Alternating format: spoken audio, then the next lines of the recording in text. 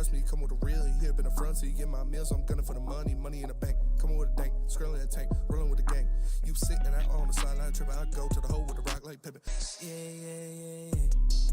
I'm okay. What up, though? Welcome to World Heavyweights Live on sports.com. I'm Eazy. It's Spitmo Rax, Young Chris. We got Unky Nick back in the booth. Let's go. How was Jersey? Jersey was good. Visited New York City. Got to see one of my buddies that lives out there. It was all fun. You're the new Max Jr. Yeah, exactly. I was a Rangers fan for a day. I threw out a wager when they were plus 200 in that game against the Islanders. Good. Nice. I was talking shit to the Islanders fans. It was awesome. We needed them to beat the Islanders, so that was good. Rangers are pretty good this year, huh? Rangers are great. Yeah, Rangers have always. They got a wagon, dude.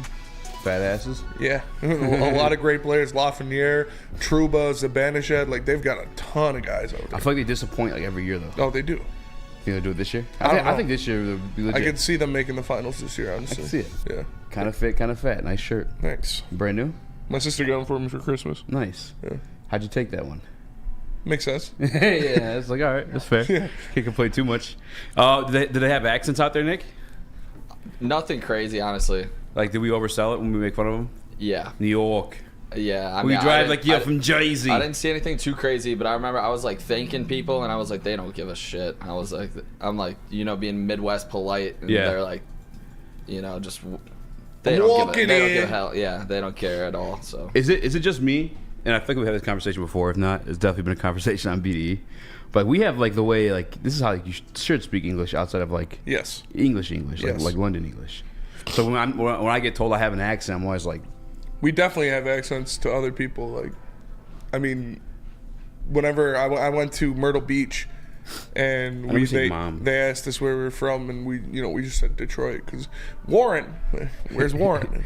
It's 5 minutes outside of Detroit. yeah. But so they were like the guys we went parasailing, and the guys that were doing like Detroit. They just kept doing it. I was like, yeah, Detroit. I don't know either, but they just kept doing it. Should have punched him in the face. Fucking say it again, pussy. Yeah. Fuck you trying to say? Well, I think I told this story before too. Like when I was in New Orleans, they say baby. Well, at least when I was there. What up, baby? Yeah, what up, baby? Yeah. So like, I'm thinking because I was giving out free phones, so you have to go to like lower income areas to give out free phones, and people walking up like, what's good with them phones, baby? And I was like, fucking like, hey, shit, sweet though. We cold, baby. Hey, what's up? And like, and some old lady told me calm down. It's just how they talk. And I was like, oh, I get it. Makes sense. Birdman, baby, all that good stuff. I heard another. This is completely off of like what's on the sheet today, but I listened to another Schoolboy Q song. It was bad. Yeah, they're mid. The new one? I don't remember the name of this one. Because it dropped like 4 hours ago. Yeah, I haven't heard on it yet. YouTube. I haven't heard it yet. Yeah, you're saying you didn't like it? I did not like it. No, I feel like it's like a tax album. Like my man's got to pay his taxes soon, so he just dropped another album. Vince Staples says it's his best one, but they're homies, so they're homies, so like that's bias, Yeah. Like, I mean, I'm I'm not just going to expecting say it, but better I'm than going Crash to say it. Like R.I.P. Mac, but like What? Mac wrote a lot of Schoolboy Q stuff. Did he really? Yeah. really, yeah. Wow. Mac wrote a lot of Oxymoron. Like Damn. a lot. Now what was the big one from? Because I get Oxymoron mixed up with what's the second? Blank Face? Yeah. Yeah. Oxymoron was Break the Man of the Bank. Year, Break the Bank, Hoover Collard Street, Greens. Collard Greens. Yeah. Please Which one don't was tell me Hands on he the wrote Wheel? Hoover Street. Oh, probably. Don't tell me he wrote Hoover Why Street. do you hate Mac Miller so much? I don't hate Mac Miller. I'm just disappointed in Q because I like that song. Mac's just a dog, dude. He wrote, So would Mac write Ethan's into his raps? probably, yeah. There was that tweet. Do you remember that, Spencer? There was that viral tweet that Mac Miller wrote out. He's like, all right, guys, it's time to confess. I wrote all of Schoolboy Q's oxymorons. Schoolboy Q quoted it said, so you wrote the N-word? Yeah. But did he? Yeah. Probably. I assume so. That's like Theo Vaughn. Sometimes when he really want to say it, he just writes it down. We got, just gotta get it out of my system. We got more important information to talk about because the Detroit Lions and Tracy Walker, it seems, are parting ways. Tracy Walker posted. Yes. Do we have the post of him on Instagram? Sensational. He posted a long. Relax, man. Jesus, Nick, He come posted, on. He posted a long-winded speech or post on Instagram. He said, Detroit, I want to thank you for welcoming me as a rookie and accepting me as a family. I want to thank the Ford family for giving me the opportunity to be a part of something special over the past 6 years. I want to thank my fans and want to thank the city for holding down for me. There was many ups and downs, but that's life, and life is 10% what happens to you and 90% how you respond. With that being said, the future is bright, and time is coming harder than ever for year 7. God bless. Time out. Today, Junior? I could barely see that shit. I was like, I could barely read that. The Detroit Lions obviously have not officially put it out there that they're parting ways with him, but this is something I think we all saw coming. Yes. As Tracy Walker is going to happen last year. Yeah, I thought it was going to happen last year. The Lions saved $5.5 million annually cutting Tracy Walker, so that's your Chauncey Gardner-Johnson money right there. Relax. Well, you had to ruin it. I'm just saying, that's what it is. This is a cap casualty, unfortunately. How about Tracy, a Graham Glasgow? Tracy could not. Yeah, it's your Graham Glasgow, whatever you want to say it. That's a starter salary right there with the money you saved cutting Tracy Walker. No, absolutely. As you said, it's something we saw coming. Tracy Walker been here through the good, been here through the bad. Then the greatest Pro Bowler. Yeah, borderline Pro Bowler. Tracy Walker, shout out to you. Thank you for rocking with Detroit again. Through the good, through the bad. He's a good guy. Through it all. You rocked the city, and we rocked with you. And unfortunately, obviously, I think he knew too. The writing was on the wall once he finally got benched in the back half of last season. And hopefully he goes to a scheme that fits him better and he's able to flourish in that, because I still think he can play. It just didn't fit what we were trying to do here. Yeah. Nick? Yeah, the writing was on the wall for Tracy. I mean, we have a stacked safety room in its own right. The guy wasn't even getting snaps at the end of the season. I like Tracy a lot, though, as a guy, so I'm wishing him the best luck going forward here. Yeah, he's a great human being. He's a great player. He's a dad. And I remember, go ahead. He's going to land on his feet wherever he does get his next opportunity. He's going to be a starter somewhere in this league. He's too good of a talent to be the third safety in a rotation. So I expect him to, wherever he lands, he's gonna succeed. And thanks to Tracy for all the work he put in. Like you said, the bad of the Quinn Trisha regime to the good of the Dan Campbell and Brad Holmes regime. And hopefully he goes somewhere where he's appreciated and he gets a lot of playing time. I remember when GQ first started his podcast, and that was one of the guests he had on, and the GQ, he's trying. It's like he just started. You know what I'm saying? So he's trying to be kind of like professional and smooth, or whatever. And Tracy's just like, it's kind of like Paul Pierce a little bit, just like where his voice like talking on the phone. Yeah. And he had something about that's his rookie, man. Yeah. I forgot what he asked, but Tracy's response was, "Is a pig pussy pink?" And GQ's face was like, come on, bro. Yeah. That's like our first episode. Yeah. It literally was that. I thought that was hilarious. But no, shout out to Tracy Walker. Shout out Tracy Walker. I see him going somewhere where they allow the safeties to hit. That's why I think he's going. He's a thumper, man. He's a thumper. And whoever picks him up is going to get a good one, man. He's very talented. He's a very good guy. Did a lot for the community. Put on for the Lions. So shout out Tracy. Hopefully he's going to land on his feet wherever he goes. Absolutely. And speaking of contracts here in Detroit, how about Moose? Yeah, Moose signed it. He's got a 4-year, $3.2 million average annual salary extension, so shout out to him. This is a big deal for the Red Wings. Obviously, the two contracts that Red Wings fans are still waiting for are Raymond and Sider. Those are both going to get done. Sider's going to be a $12 million guy. Raymond will be a $6-7 million guy. And yeah, here's the graphic that we put out there. And it's a 4-year, like I said, $12.8 million, so it's about $3.2 million per. And I love it, man. He's an important player on this team. He's your second highest plus-minus on the team. He's a +11. This is your best penalty killer. This is a guy who starts every overtime period for you because of what he can do offensively and defensively. You can move him up and down the lineup. He's just as comfortable on the first line as he is the fourth line. He can play both wing spots and the center. You don't have many players like that can do so much for a team. Both offensively, defensively, every spot on the lineup. It's an important person to sign. He was a driving force of their success in their Western Canada trip last year. And then when he got hurt, they kind of lost off the rails and fell out of the playoff race. But I'm a big Rasmussen guy. He's a big, powerful net front presence on top of having some sneaky dangles. So I'm happy they got the deal done. Happy Moose is going to be in the D for the next 4 years. Yeah, I think just a little bit I know. He's a big utility guy. they'd like utilize him like wherever they need to, whether it's like you said, first or second line. Nick, you know more hockey than me though, so I'm gonna let you speak on this. Yeah, Spencer hit on it for a second. When he got hurt last year, it was actually I believe it was after that first Ottawa game. Second game, we just got absolutely bullied with him out of the lineup. So this is like a good enforcer type guy. He can throw his body around. Plus, I believe he's still 24 years old. So bunch of potential. I mean, this is like high upside for a little over $3 million.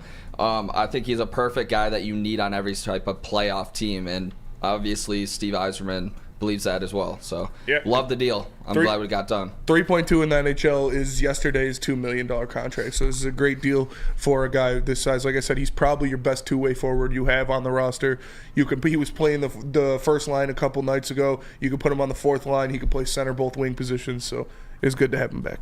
Another breaking news too. If you guys don't hit the like button, Nick's actually gonna get fired today. That's true. So if you guys like Nick, you like keep him around. I like Nick. I don't know why Nick would have to lose his job, but if you don't hit the like button, it just might happen. So if you guys are listening and you like Nick, hit the like button. That's all we're saying. Shout out to Chris. Smash it. You're keeping your job to the second hour. The new light go around then. All right. And then your job will be in job. All right. You feel that? No. I'm just saying. Then we start firing Janes. Yeah. You guys are going to have less to look at. I feel like a pimp during those transactions. Get out of here. You want one? You want one? You got 4 more years of bias. I just feel the pain just in reading it. And I don't even know if you really want to talk about it or just like we're venting. Put up the Javi Baez video that I sent. Oh, yeah. Do I have to 3-cam this? Or No. Okay. This is Javi Baez taking BP in mid-season form. Just a little out in front. What the fuck? God, man. We got 4 more years of this guy. 4 more years of this guy making, what, $38 million a year? This is the worst contract in Detroit sports history.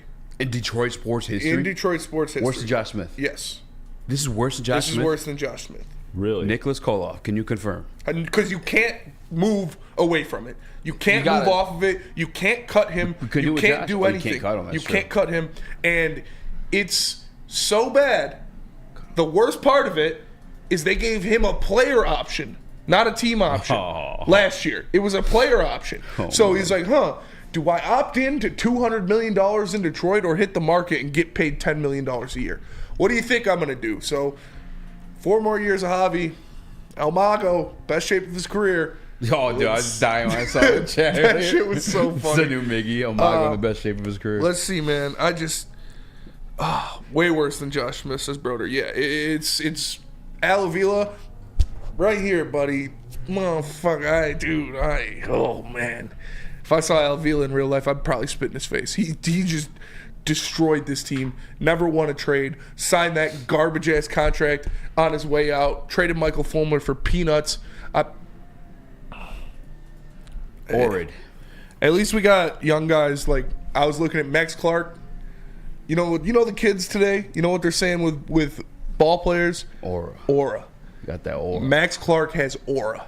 This guy, I'm telling you, Baby Trout. Like, he is going to be a stud, bro. He is going to be a stud. Baby Tron, huh? Baby Tron. No, he's a 5-tool player. I've seen Baby Tron. He is going to push Meadows. When I see this guy, I see Baby Tron. When I see this guy, I see Baby Tron. He's going to push Meadows or Riley, whoever, out of center field. He is the Detroit Tigers center fielder of the future. This kid's a stud. He can run, he can field, he can throw, he can hit for power. It's going to be a couple years, but seeing him in those home whites, he had the sleeve popping, the wood bat. It's aura, bro. I'm telling you, this kid's going to be a star. I can't wait for him to get to the big leagues. I'm just dying at the thought of Baby Tron. You have me at Baby Tron, but Setzer, I do want to ask quickly, Baez. Like, I know with basketball, like the NBA, you can like attract a pick to get rid of a contract. No. There's no salary in baseball, so like, what is the ability to move him, or is there is no way you can move this contract. The only way you can move the contract is if you pay 85% of it and add 2 prospects. That's the only way someone will take the corpse of Javier Baez.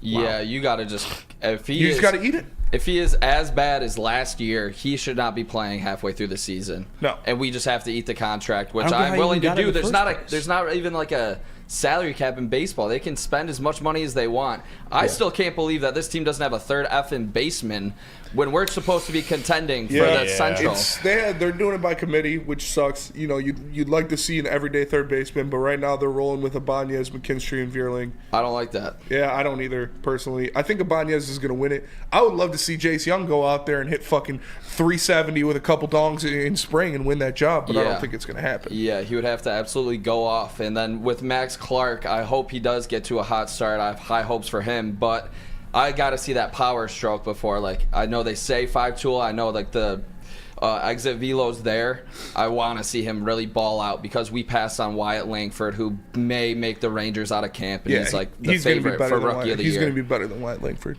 Aren't there a couple I guys got Langford on that one. in free agency still available though for third base? Matt Chapman, Gold Glover, third baseman. Matt Chapman's out there. They're not paying for a third baseman. Was it like a bidding war for him, or they just? No, the Tigers are not going to pay for a third baseman. They're not spending any money. They just got Miggy's contract off the books, and now they got to deal with the corpse of Javi Baez. They're not going to pay for a third baseman. Who is? I don't think that's fair. They could have got Justin Turner. Justin Turner would have been perfect. Who's a worse owner in Detroit right now? Chris Ilitch? Chris Ilitch for sure. Or Tom Gores? Ooh. Tom Gores, because Chris Ilitch at least redeems himself. At least Chris Ilitch redeems himself with the Red Wings. Yeah. It's Tom Gores. Well, Stevie's got Stevie to help. Yeah. I mean, I like Scott Harris a lot. But he put Stevie in place, and he put Scott Harris in place. I'm liking what I'm seeing out of Scott Harris. Good point. Obviously, Stevie built a fucking... I'm going to get into that later about what Stevie has built for these Red Wings. But, yeah, it's got to be Chris Ilitch is a better owner than Tom Gores. When we get back, we'll react to Daniel Jeremiah's mock draft 2.0 as well as the Athletic. They actually did a 3-rounder. Shout out to Athletic, giving a 3-rounder for us fiends. Before then, Spinny, tell us about Jack Labrador. Jack Labrador. Football season is officially over and spring training is right around the corner. I think the Tigers play in 5 days. However, Jack Labrador is 24/7, 365 days a year. Learn how to play now on your phone at jacklabrador.gg. 2 new symbols and a franchise-changing 3-point play. And remember that once you go Jack, you never go back. Go to jacklabrador.gg now and join in on the fun. A ton of fun, a ton of sports, and a ton of man-meat. Welcome to the Woodward Heavyweights, live daily 5 to 7 p.m. on Woodward Sports. Where's the most convenient place to get that big fitness energy? It's Planet Fitness. Join today for just $1 down, $10 a month. With over 2,400 locations and equipment for every workout, you can get in, get energized, and get going. And with free fitness training and most clubs open 24 hours, everyone belongs in the judgment-free zone. So join today for $1 down, $10 a month, no commitment, cancel anytime. Love Woodward Sports? Love wearing clothes? Then you should be wearing Woodward Sports clothes. Check out our full line of merch at woodwardsports.com. Just click on shop. We have all your favorite designs, like Dan Campbell kneecaps, Woodward Golf, and of course, our own logoed out merchandise. Men, women, infants, kids, all love Woodward Sports. Impress your friends. Impress your boss. Impress your dog. Buy Woodward Sports merch today.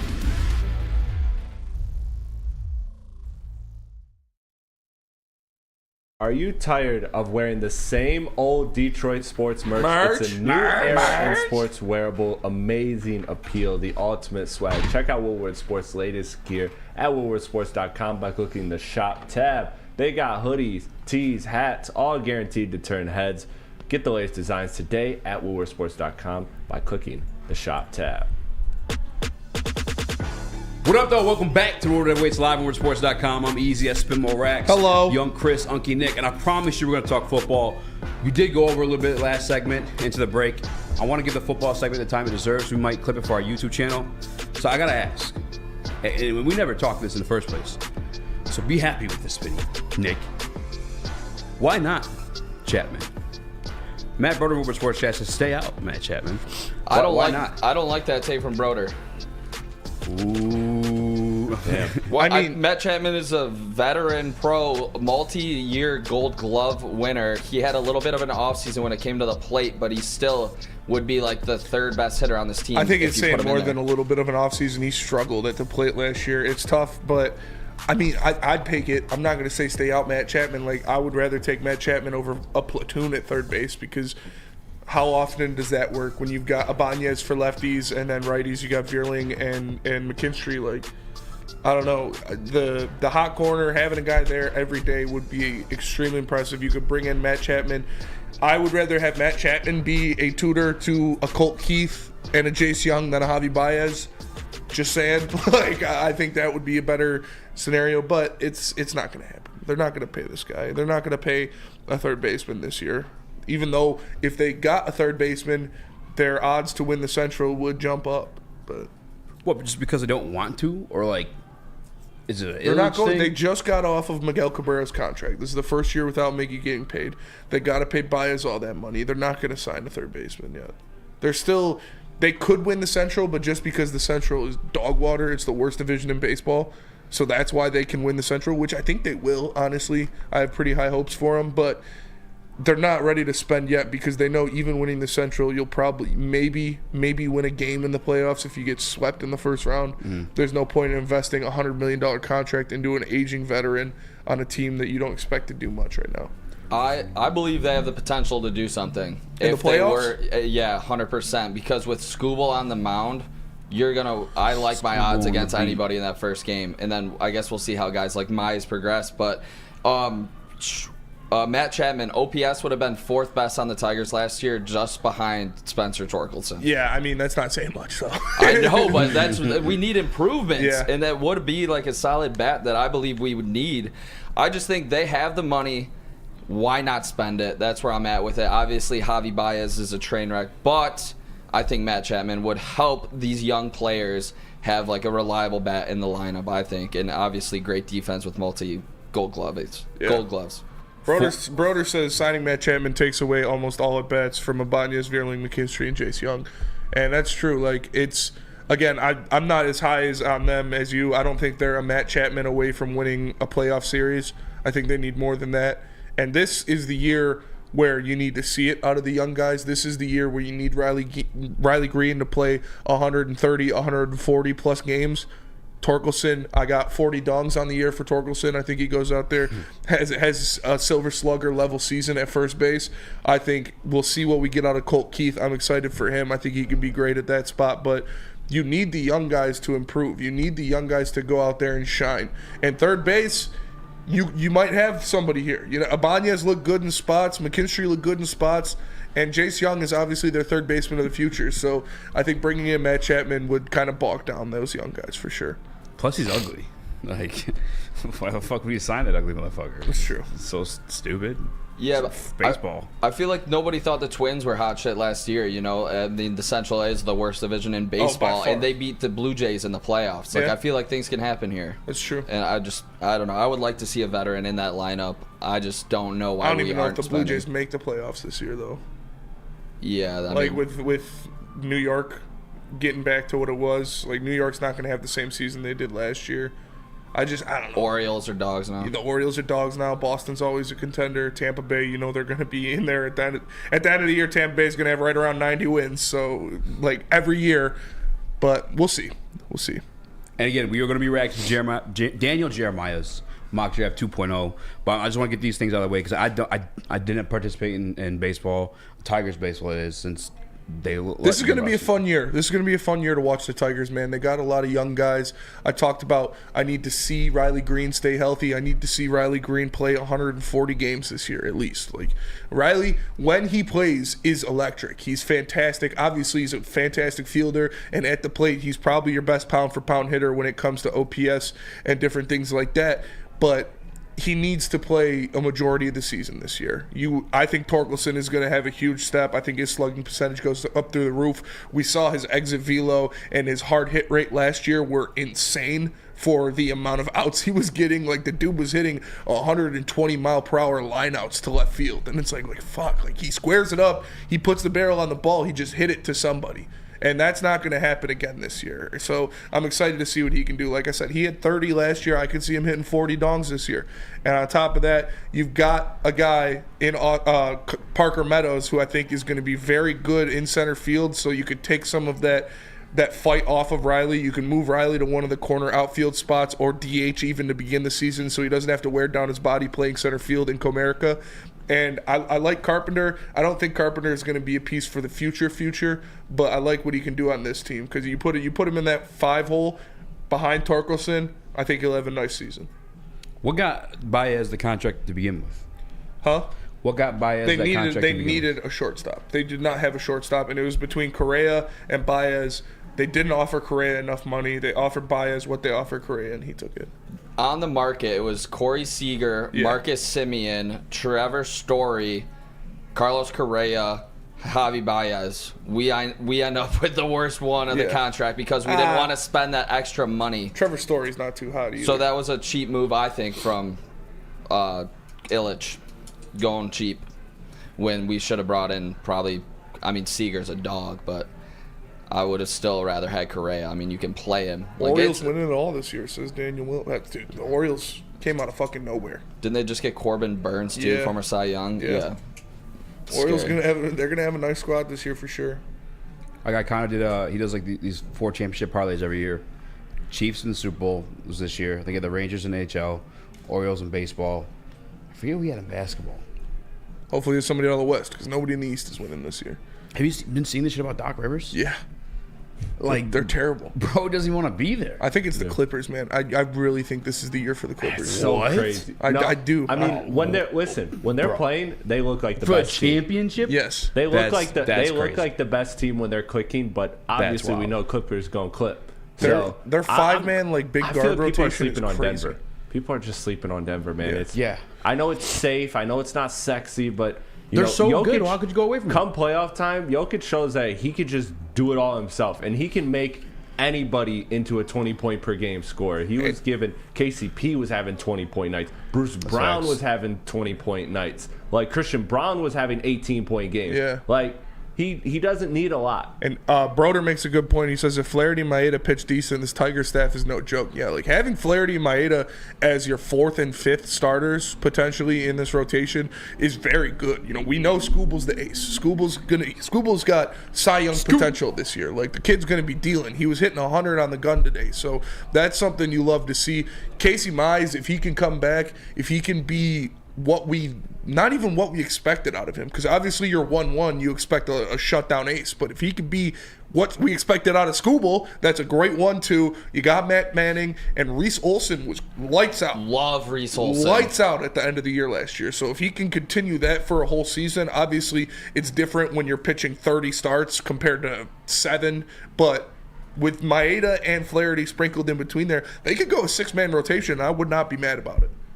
Yeah, I don't want Tariq Skubal to get skipped at all, you know, if they do go 6. But I could see like some like long relief type innings, maybe some opening type days, man. Yeah, I don't want bullpen days. Yeah, I don't know what they're gonna do, but yeah, Reese Olson needs to be in this rotation, I believe. Like maybe they'd make a move, you know, maybe because they have so many arms, but I mean there's injuries all the time. Mm-hmm. But I'm really looking forward to seeing Broder's old teammate Chris Fetter and what he can do with Kenta Maeda and Jack Flaherty, because you know they're vets, and Flaherty specifically had a down year. He's kind of been lost for the last couple seasons, but if he can get back to top 5 in Cy Young, Jack Flaherty, this team's dangerous. We talk about like ticking clock with the Lions and their position coaches. The clock is ticking with the Tigers and Chris Fetter. He is going to be a skipper in the MLB. Like, he is the best pitching coach in the MLB. He's going to get a job. It's only a matter of time. Hopefully he can get Mize and Skubal and Manning right and ready to go before he leaves. But I love Chris Fetter. Well, there was this report out of camp today about Skubal, right? Yeah. Skubal hit 100 on the gun in his last pitch of his live BP today. So that's Chris McCoskey. You love that. If he can, you don't even have to consistently hit triple digits, but if he's around 98 to 100 this year, on top of his other stuff, he's going to be a Cy Young contender for sure. What? Yes. That's good. I like Skubal. Yeah, Skubal is a Cy Young contender. Got a little brother. You don't get that name from nowhere. I'm just saying. Feldman Chevrolet. It's Michigan's #1 Chevy dealer with over 18 locations and one right in your backyard. Visit FeldmanAuto.com to find the one nearest you for the best car buying experience, and also check out Feldman Chevrolet Novi every other Monday with Wake Up Woodward and BDE. We don't like to brag that we are the toughest sports network in Detroit, but we do have a guy named Darren McCarty on our side. Woodward Sports.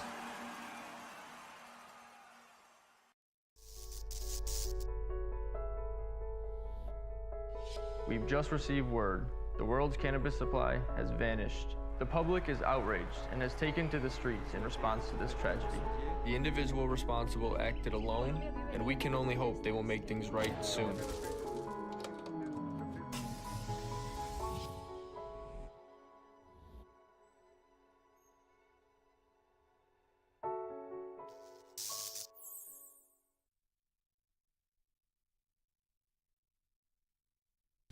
Game is won in the trenches, and our big fellas don't mess around. The Woodward Heavyweights on Woodward Sports.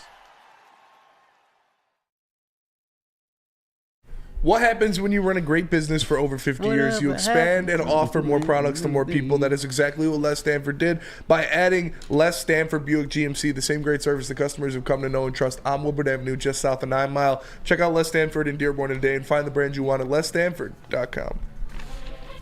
Buongiorno, and welcome back to Woodward Heavyweights Live, WoodwardSports.com. I'm Eazy. I spin more racks. Young Chris, Unky Nick. Let's smash go. that like button if you want this young man to keep his job. Smash that like button. Daniel Jeremiah officially dropped his mock draft 2.0 spinning. Mm-hmm. Did you see it? I didn't.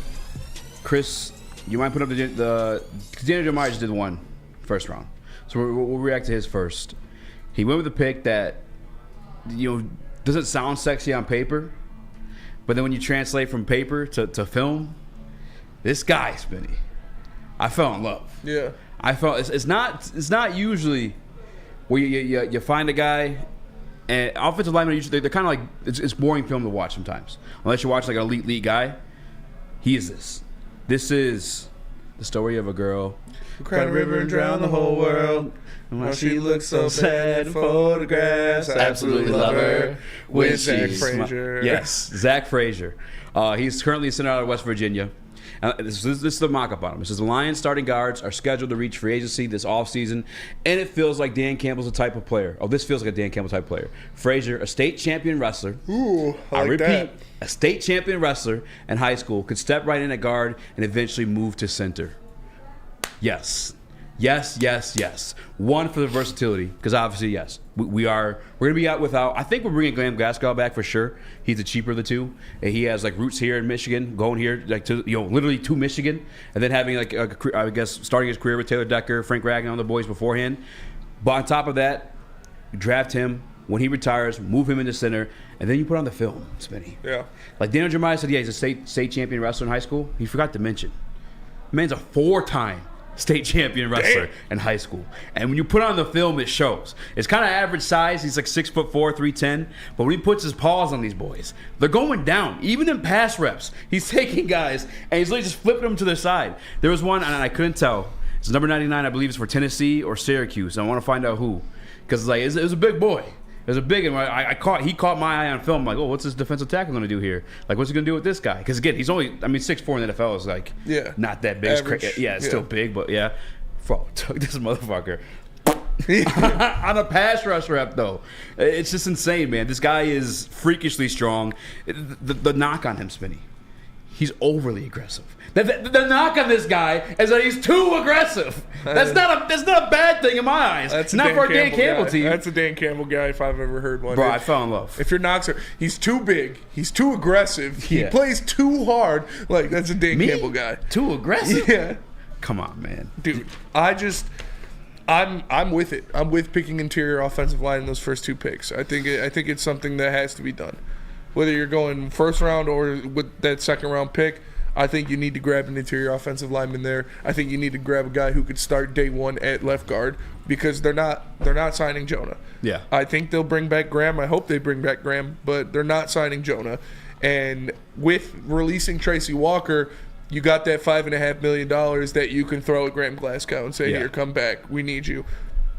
But these guys, this interior offensive lineman class is full of big, versatile maulers, bro. Yes. Like, we talked about Jackson Power Johnson. Crazy. We talked about Frazier. Like, I got a breakdown of my player spotlight of Cooper Bebe, who I love this kid. And I think he's going to be outside the first round, so it's perfect. But I'm with it. I'm with the interior offensive line. You keep what is great. Like, you keep that top one offensive line in the NFL, a top one offensive line in the NFL. Damn. Yeah. Because you don't want for real. You don't want like what the Eagles situation is now, where the Eagles are losing Lane Johnson and Jason Kelce here maybe even as close as next year, and you got to struggle to replace 2 All-Pros. You don't want to do that. You want to have guys backed up, ready to go, and I think you need to get an interior offensive lineman who can start at left guard and then move over to center when Frank decides to call it quits. Come on, Chris. Well, I mean, look, you had me at 4-time state champion in high school. I mean, that's literally half the amount of time I was at high school. So, like, this guy is elite. But where does he stand versus Jackson Powers? He's not. I don't think he's as good as Jackson Powers Johnson, but I don't think Jackson Powers Johnson is going to be there at 29. I think he's going to be the first interior offensive lineman off the board, and it's going to be closer to, I would say, the late teens than the late 20s. I think he'll be late teen, early 20s off the board. I don't think he's going to get past Philadelphia. Your guy? Yeah. Jackson Powers? Yeah. Yeah. I think the only knock on him really has been like injury questions. I don't think he makes it past Philadelphia. I saw the Rams up there for like a potential like draft pick for him. I mean, there's a lot of teams that could utilize him. The Chargers, did they just get a center recently, or was it a guard? Dude, what? Pause. They took Slater a couple of years ago. Slater, he's a tackle though. Yeah. Yeah, Slater's his right tackle turned left tackle. He's been kind of all over the place. Did you peep out Daniel Jeremiah's mock draft? I have not seen anything, but just quick thoughts on just on Tankathon. This guy's ranked 60th. Do you think it's a reach here at 29? Not at all, man. Yeah, I do love that the state championships, 4 of them wrestling. I mean, if we can, like you guys alluded to. It took me 8 years to finish high school. That was a joke, but okay. It's better when I explain it. Wait. Did you just cut him off for that shit? Yeah, absolutely. Just pulled a spinny. Yeah. Clear out. All right, Chris. What were you gonna say, though, Nick? Yeah, 100%. I love that he's a state champion.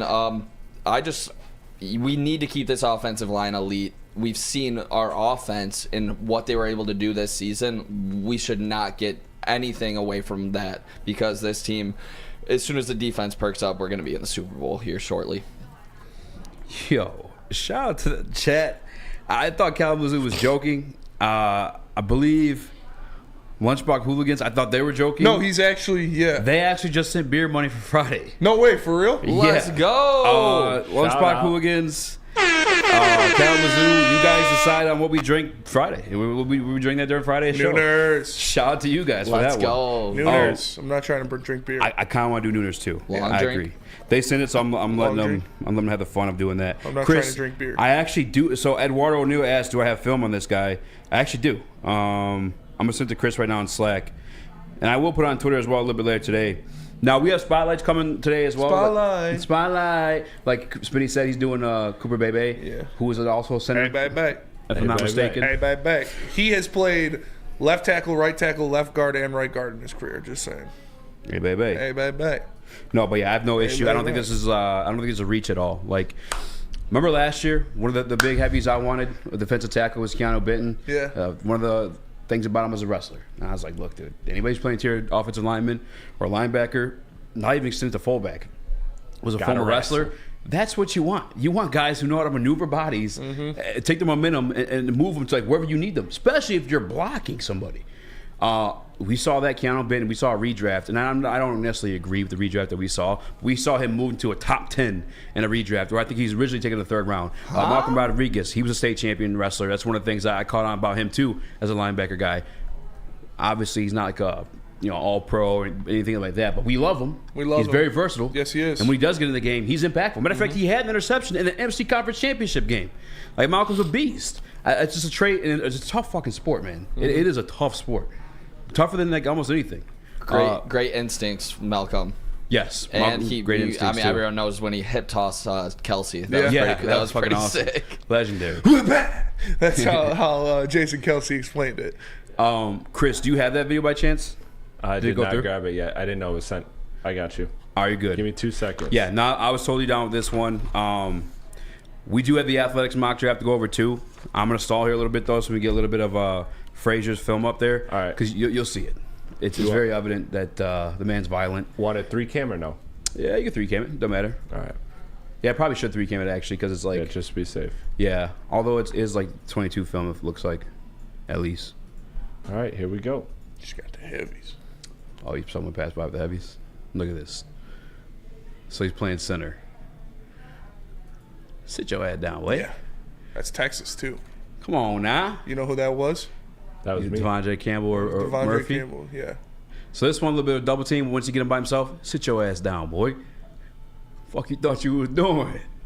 Run it back. Run it back, Turbo. You know, get to the second level for the linebacker. Bam. I think it's highlighting too right before each play begins too.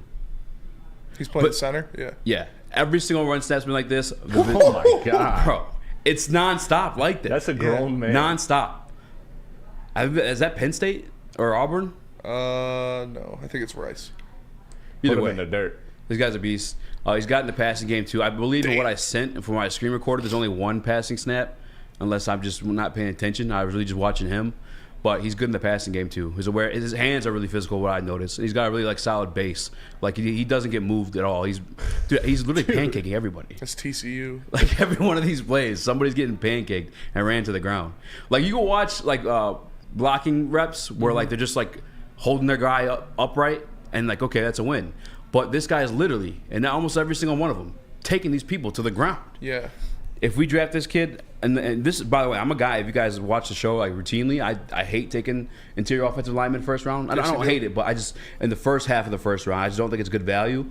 But if you grab a guy like this, and he's versatile, where he can play both guard and center, once Frank finally moves on, I don't want to say finally like he's a burden or anything like that, but when he decides to move on, I think you're set in stone. And by the way, he gets to learn from Frank for another year too. Sign me up all day. We still have the athletic drafts to get to. Also, our player spotlights, Max Crosby crushing on Hutch. That's a good sign. Yeah. That's a good sign. That is a good sign. But first, tell us about Guardian Alarm. Guardian Alarm offers you customized solutions from real experts. Their professional technicians take the time to recommend security and automation solutions specific to your needs. They also have 24/7 professional monitoring. You can call them anytime, day or night. No Guardian Alarm team member will stay on the phone as long as needed. And of course, they have technology backed by people. Your safety and security deserves technology. It's been proven to work in people who have been proven to care. So call them at 1-800. Stay up. That's 1-800. Stay up. And let them know Sorry, Woodward Sports sent you. Have you ever wondered where all the finest restaurants get their steaks? It's Fairway Packing Company, providing Michigan restaurants, hotels, and casinos with prime beef for over 60 years. But now you can buy these cuts of meat for yourself at the Steak Shop by Fairway Packing Company. Prime porterhouse, A5 Japanese New York strip steak, dry aged Wagyu beef tomahawk.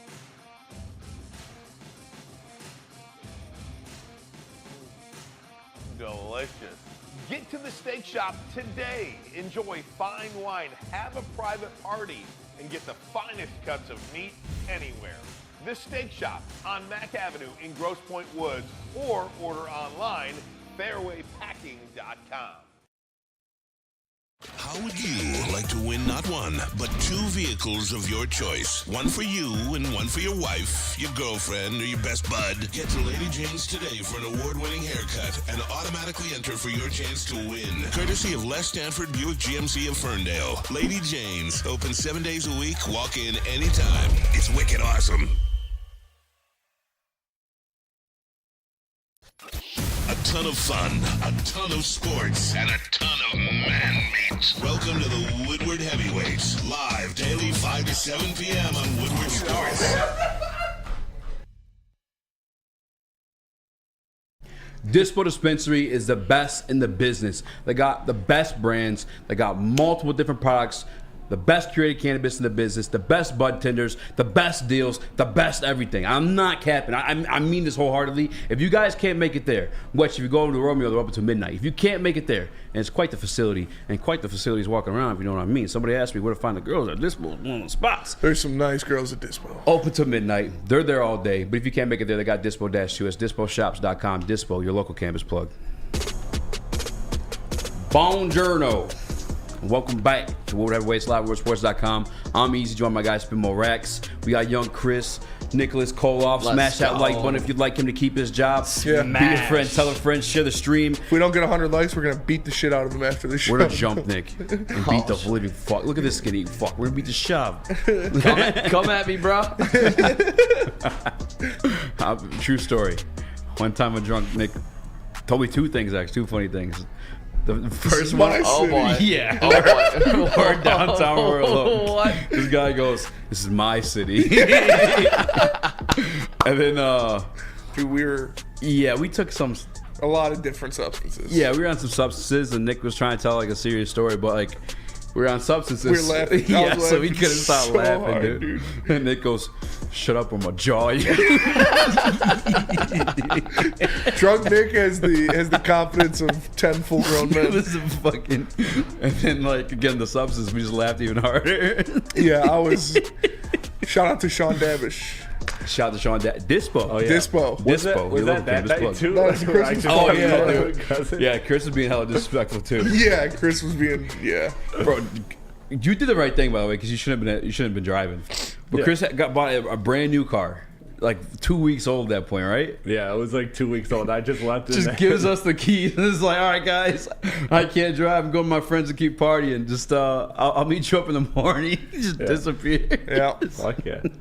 Yeah, that was our first Christmas party. Definitely went pretty hard. Oh, So. dude, Good the times. Christmas parties are great. We had a great time. Good times. All right, so this next one is the Athletic. I think is Nick Baumgartner that did this mock draft. Baumgartner. He did three rounds for all NFL teams, but his first round pick for the Detroit Lions, Spinny. If you mind put it up there, Chris, or if you put it all on one, it don't matter. However you got it going. No, I got them all separate.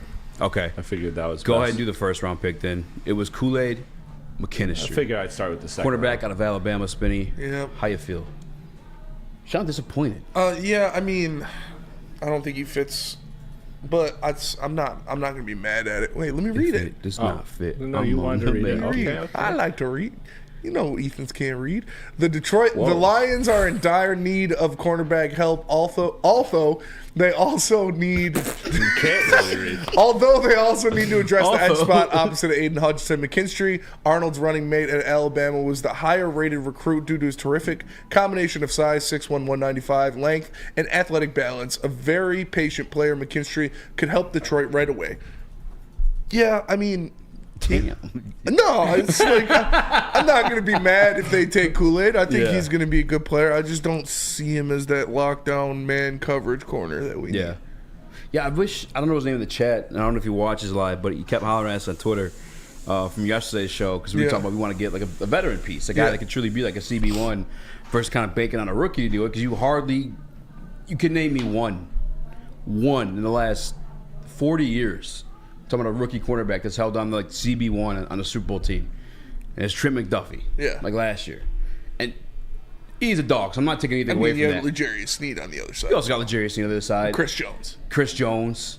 Freaking Nick Bolton. Yeah. Carl Loftus was still good last year too. Mm-hmm. Willie Gay. Oh, and by the way, on the other side you have Patrick Mahomes. Like it's just you're gonna look, you're gonna get to the Super Bowl almost regardless of Patrick Mahomes. It seems like these days.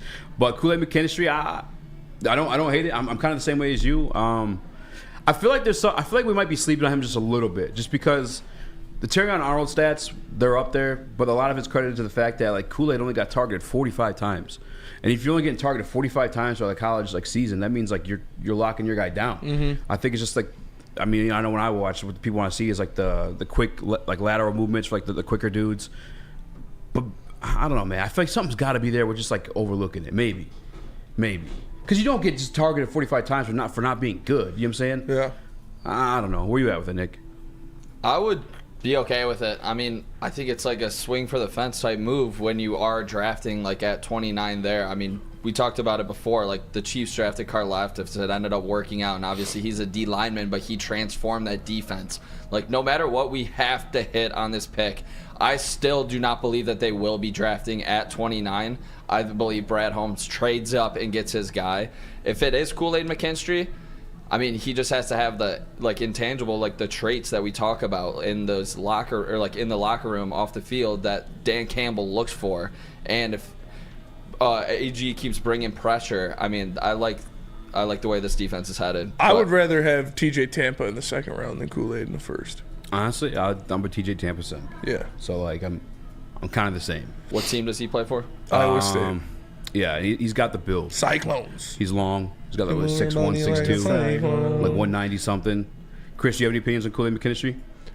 No, just a question. I know the answer. I'm just playing devil's advocate here. But when it comes to Brad Holmes and drafting, we say explicitly trust Brad Holmes, obviously with the great track record. But we have pointed out that defensive lineman is something that has been hit or miss with him. And secondary, you know, he's drafted some safeties, but he hasn't really drafted any cornerbacks. And just coming off of Jeff Okudah, is there any pause for concern that you personally have when it comes to the Lions spending first-round capital on a cornerback? Not at all. I think, I mean, one, you mentioned it like right when you asked the question because you knew it's Brad Holmes making the pick, right? Two, I look at this like at least for sure the sports I love most, like football and basketball. The 2020 drafts in both those respective sports, I kind of like give a little bit of a break. Yeah, because of COVID. Yeah, you know what I'm saying? Like, you didn't really get like a full like scouting process like you normally do. I mean, Brad is so much of him that like Penny foregone an entire season, and then Brad still took him top 10 and ended up working out. It's like, but Brad's like different dude. So like, I don't know, man. I don't feel the same about that situation at all. Different GM. If Brad takes him especially, I mean, I'm fine with it. This is Daniel Jeremiah's to read up on him or mock up on him. It says McKinstry is smooth, athletic cornerback with average play speed. In press coverage, he carries his hands low and prefers to play under control rather than attack. He doesn't have any tightness when opening up. There are some concerns with his deep speed when he's challenged vertically. From off coverage, everything he does is smooth, but he lacks the twitch and urgency. He does find and play the ball well, both in front of him and downfield. He isn't ultra aggressive when it comes to getting involved in the run game, but he's a reliable tackler in space. Overall, Kool-Aid has a lot of redeeming qualities, but his top speed is a question mark. If he posts a good 40 time in the 40-yard dash, it could easily boost his stock.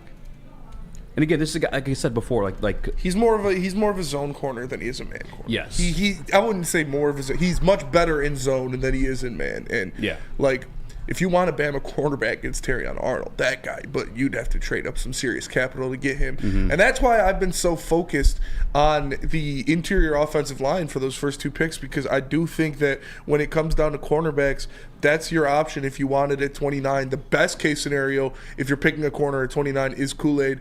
And again, I don't think he fits what we need. We need that lockdown cornerback one man. Like man press, cornerback one lockdown. We know that's what AG likes to do. Mm-hmm. We know AG likes to send his guys on blitzes. He likes his guys on the outside to be able to step up and hit. And that really doesn't fill what Kool-Aid is. I would prefer TJ Tampa in the second round to Kool-Aid in the first, personally. I actually don't disagree with that at all. Chris, do you have a second round pick? Nick Baumgartner at the Athletic. This one, a little bit of head scratcher. I'm also not as familiar, so I'm going to be relying, I guess, more so on Spinny and Nick with this.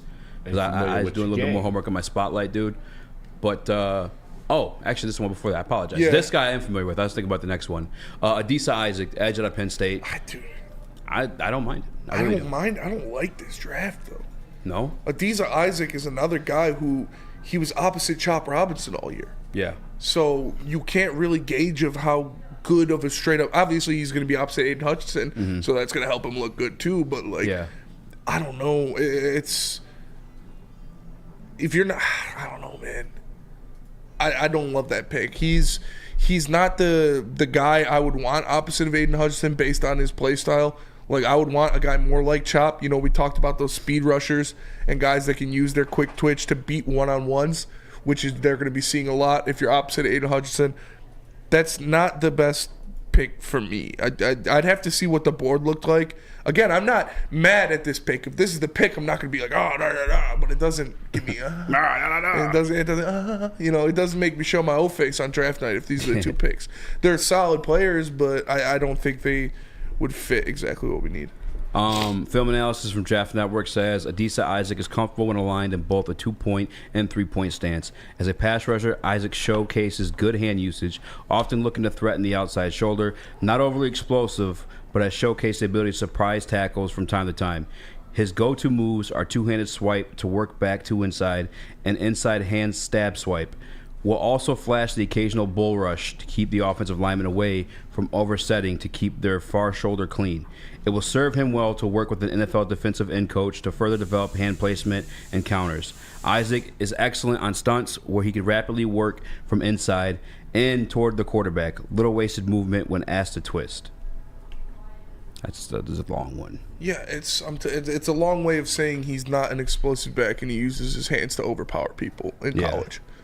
So that's not going to work when you're going up against left tackles in the NFL. So we'll see, but again, that wouldn't be my ideal pick. It's definitely not a sexy pick. No.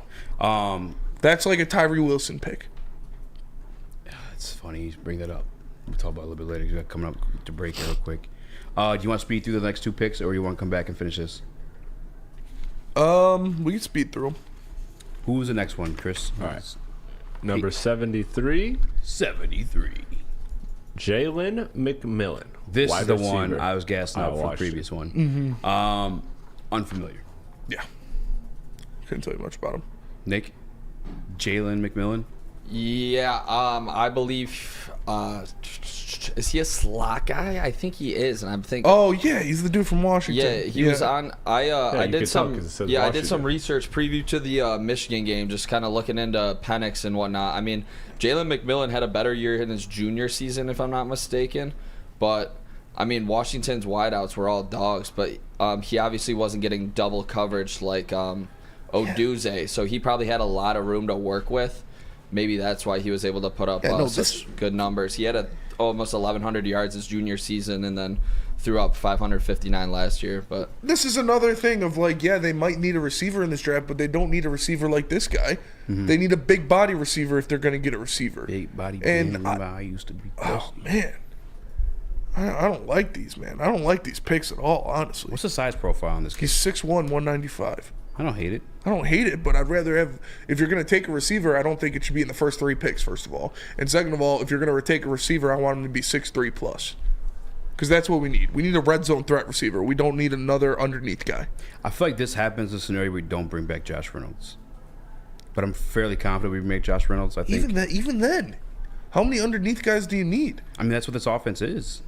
Yeah, but you need at least one to go over the top, one to throw a fade to when you get to the red zone. Do you though? I mean, we're the top 3 offense in the league. Yeah, but it kind of stalled in the red zone. Yeah, but you can make it better. If you're going to get a receiver, like I said, I don't think they should draft a receiver in the first couple picks. But if you do, it shouldn't be a guy that's going to do the same things as all of your other receivers. These picks got Spencer heated. Last one before break. Yeah, I don't like any of them really. Here we go. Speed through because we don't like it. It says Chef's Talks. Mason McCormick. That's a good I pick. love that one. Yeah, that's a good pick. We love taking 2 interior offensive linemen in the first 4 picks.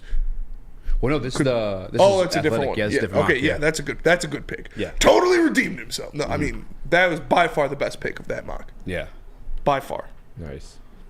Nice. All right, let me tell you guys about Planet Fitness. Planet Fitness is the home of the judgment-free zone where anyone, and we mean anyone, can feel comfortable and work on their fitness goals. At Planet Fitness, you'll experience a squeaky clean gym that has tons of equipment, a full-body workout in just 30 minutes, and all memberships include fitness training. You get all this for just $10 a month, no commitment. No matter where you are, there's a Planet Fitness close by. More than 50 in Metro Detroit and thousands more throughout the world. Planet Fitness, where fitness is essential.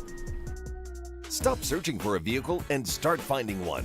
Les Stanford Chevrolet Cadillac makes it easy. We harness the power of multiple dealerships and own the biggest selection of GM brands in the area to get you the car you need. With the Les Stanford Group, you'll have access to 4 different dealerships, providing you with more makes, more models, and more choices. We're connected to more than 1,000 vehicles, and with so many high-quality CPO vehicles available, you'll find new car quality at pre-owned prices. You can start and end your search at lesstanford.com today.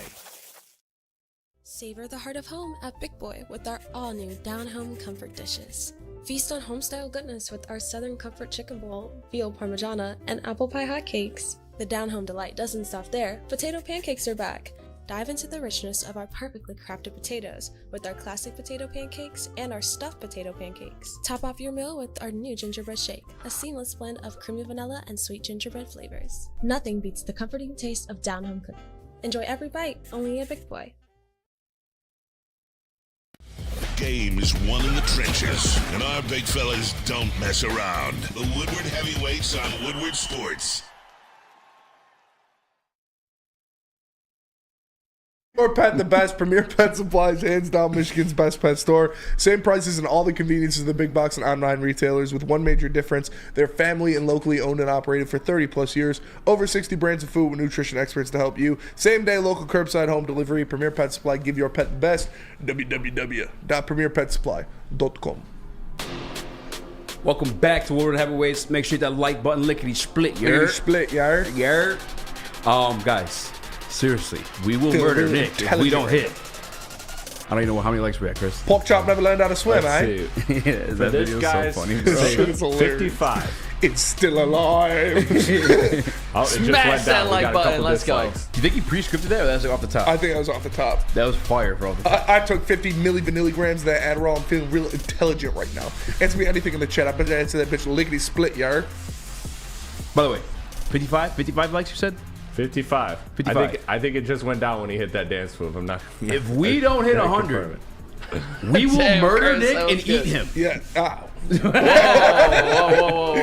I don't know. You ever see Scary Movie 1? He's like, we're getting ready. Whoa. What's that one? What part is that? Oh, showed up, right? Smash that like button, be a friend, tell a friend. Time for the spotlight. Well, we'll be breaking down two prospects that we've been keeping an eye on, with one prospect each. But to determine who goes first, we shall Jack Labrador. Lickety split here. Labrador. Labrador. Ooh. Hey, I don't know. What was that? I was wrong. I didn't do anything. This is a pointer finger. I think it was a win. I don't know. No. This man added a gun to the game. Labrador. It shouldn't count. You just pointed at me the previous round. I messed up. All right. I win because Labrador beats Jack. And now I'm going...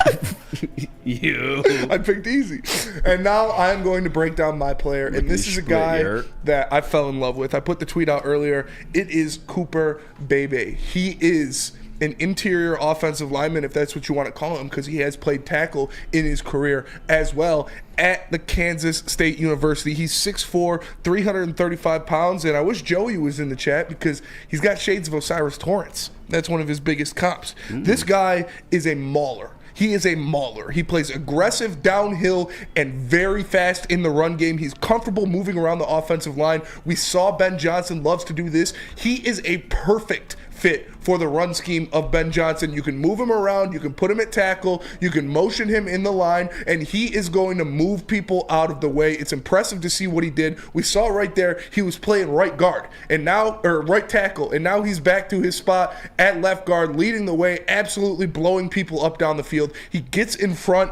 of the offensive players, whether it be a running back, a tight end, whoever's on the screen. Very capable of getting in front of the offensive player on a trap, on a pull, whatever he is doing. And like I said, he is nasty and mauling in the run game. And guess what? He's better at pass protection. He is better at pass protection. Since 2021, he has 2,490 snaps in college. He has allowed one sack. In almost 2,500 snaps, he has allowed one sack in college. This guy is a monster. I was watching his tape today, and guess what stood out to me? Guess what game stood out to me? When they played the University of Texas. Because you know who he's going up against? Tavondre Sweat and Byron Murphy. Why do I always call him Tavondre Campbell? I don't know, but he was going up against Tavondre Sweat and Byron Murphy, and he was winning one-on-ones with those two first-round talents. This guy is extremely impressive. I'm telling you, Cooper Bebe, he is the perfect fit for the Ben Johnson system because of his versatility. You can move him around. You can put him at guard. You can put him at tackle. You can put him outside the line like a Dan Skipper situation. Put him in motion pre-snap. Get him out in front of your running backs, in front of your tight ends on the screens, and he will punish people in the open field. He's a downhill, aggressive, nasty blocker in the run game, and like I said, he's better in pass protection. Almost 2,500 snaps in the past 3 years, only one sack allowed. 6'4", 335 pounds. This kid should be a Detroit Lion, and the best part about it is you can get him outside of the first round. You can get this guy outside of the first round. He is mocked outside of the first round. This is a talent that I want to see in Honolulu Blue. This is a guy who is not only a Dan Campbell guy, because of how smash mouth, aggressive, and angry he is when he blocks. Like I said, he fits Ben Johnson's complex run scheme perfectly. Because we saw, how many times did we see Penei Sewell line up over here and then line up over there and then pre-snap motion to the other side to get out in front of a Jameson Williams, of a Jahmyr Gibbs, of a David Montgomery in the run game and lead those crushing blocks? He can do the exact same thing. Jonah Jackson was pivotal for that run game because of how he could get outside and lead the blocks. Cooper Bebe can do the exact same thing. If you draft him, he is a day one starter at left guard. I think he is a surefire pick. Bring him home, Brad. Who would you rather have, Bebe or Frazier? Bebe. I think he's more versatile. Like I said, he played tackle in college as well.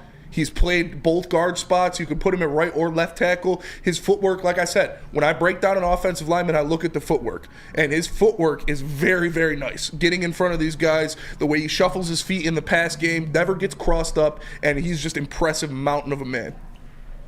Nick? Spencer just sold me. I mean, I love the versatility of it because, like we talked about, we do not know how long Frank Ragnow is going to be playing for the Detroit Lions with that toe injury, and I know he's dealt with other injuries, so that is worrisome. And if he can move all around, yeah, I'm definitely down for BB, especially if we can get him in the second. Do you think he would be all the way there for that second rounder, Spencer? Yes. You do? I do. Yeah, sign me up, and then trade up in the first and trade up in the first for a defensive lineman or a corner if that's what Brad Holmes is feeling. But get aggressive in the first, then Cooper Beebe in the second. That sounds perfect in my eyes.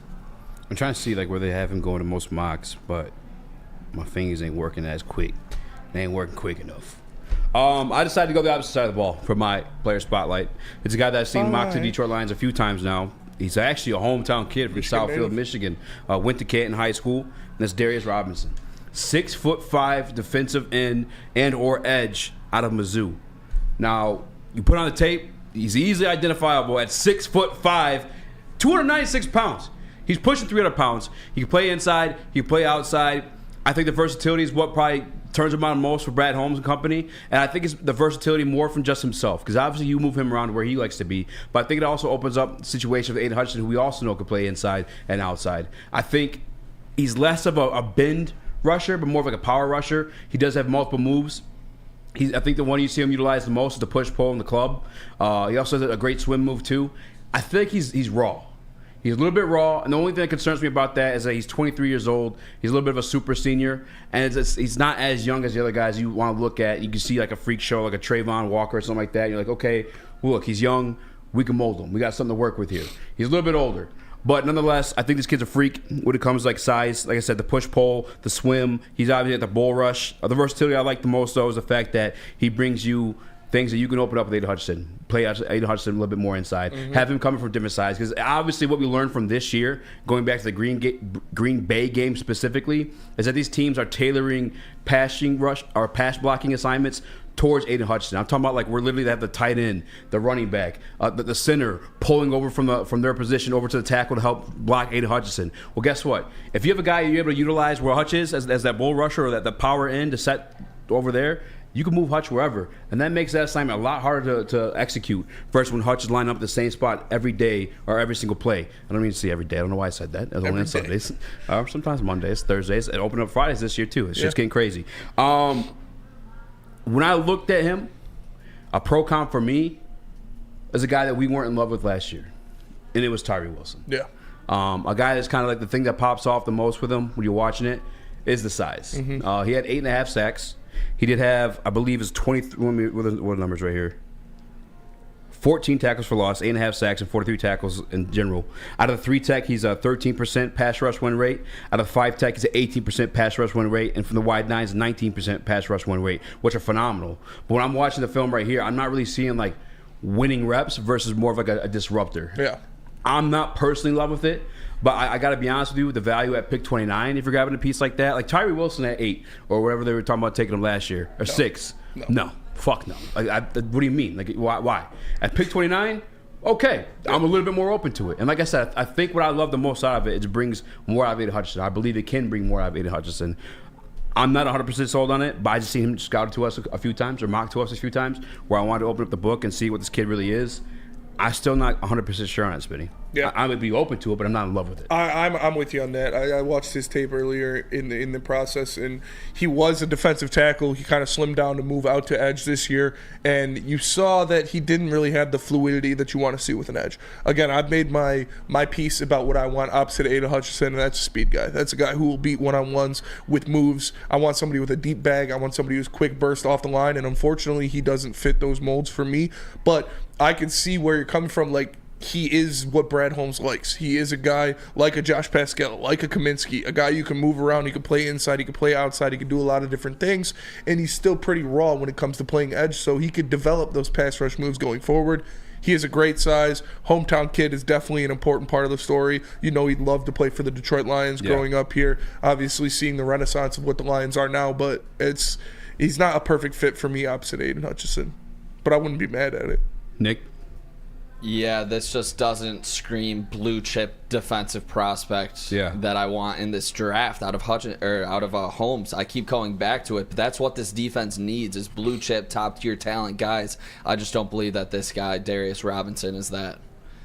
So you do anything crazy for me. No, I'm the same way. Look, the only reason why I picked this guy is I've seen him mock to us multiple times now. I think Chef put in the Woodward Sports chat. He's one of the most popular players mocked to the Detroit Lions, him and Raxter. And that I'd agree. Those are the two guys that see mocked to us the most. Yep. I kind of want to open. I've watched Raxter. I'm not necessarily in love with him as a true cover guy. I think he's more like the physicality that you want to see in like a run defender. But that's not what I want at corner. It's phenomenal. It's a great trait to have. But I'd like my cornerbacks to be able to cover wide receivers. Like that's the more trait I want out of my corners. But we'll see. I see him getting higher and up too. I'm talking about Raxter. But I wanted to open up the book on Darius Robinson. I wouldn't be pissed, especially if it was Brad Holmes making the pick. And I'm sure, again, like I think it's just open up the playbook on the defensive side of the ball where you get a little bit freaky with Aiden Hutchinson. I agree. But we do have to go to break. We have Max Crosby speaking on Aiden Hutchinson. We also have the Packers. A little bit of NFC North drama. Yeah, Not I drama, want to talk but Red Wings. Fuck that. Red Wings, bro. That's waiting. We're waiting for Red Wings. We got 624 for Red Wings. I guess we're 610 too. Yeah. We'll see. We'll let the chat decide. Before that, though, tell us about Lady Jane's. Coming to Lady Jane's Haircuts for Men for an award-winning haircut experience and automatically enter to win a trip of your dreams and all expenses paid suite for the 2024 NCAA tournament. That's right, no expenses spared for you and 5 of your best buds. Lady Jane's Haircuts for Men, open 7 days a week. Walk in anytime. It's wicked awesome.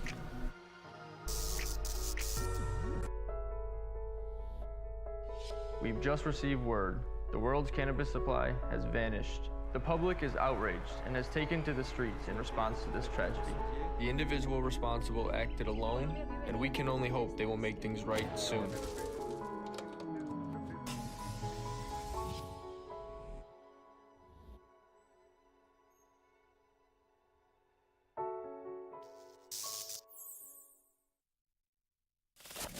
We don't like to brag that we are the toughest sports network in Detroit, but we do have a guy named Darren McCarty on our side. Woodward Sports. At work and at home, we're there with smarter security solutions. Featuring complete automation with customized alerts and more. For over 90 years, we've been the company that's been counted on to protect what matters most, all with personalized service and care. Right now, for a limited time, receive a free video device plus free installation with a new home system. Guardian Alarm. We protect Michigan. What up, though? Welcome back What's to going Whatever on? It's. Nick has to pee. Oh. Someone has to go potty. Jesus Christ. I thought this was a brotherhood here. Dude, what are we doing, fellas? What do you mean? We've openly taken poops. Yeah, bro. I know, I go up to set at least once a week to go I'm take just a dose. playing, fellas. I'm playing. Spencer's whole body spazzes on camera. Listen, we need Nick to empty his body before we. All right, I'm sticking it out.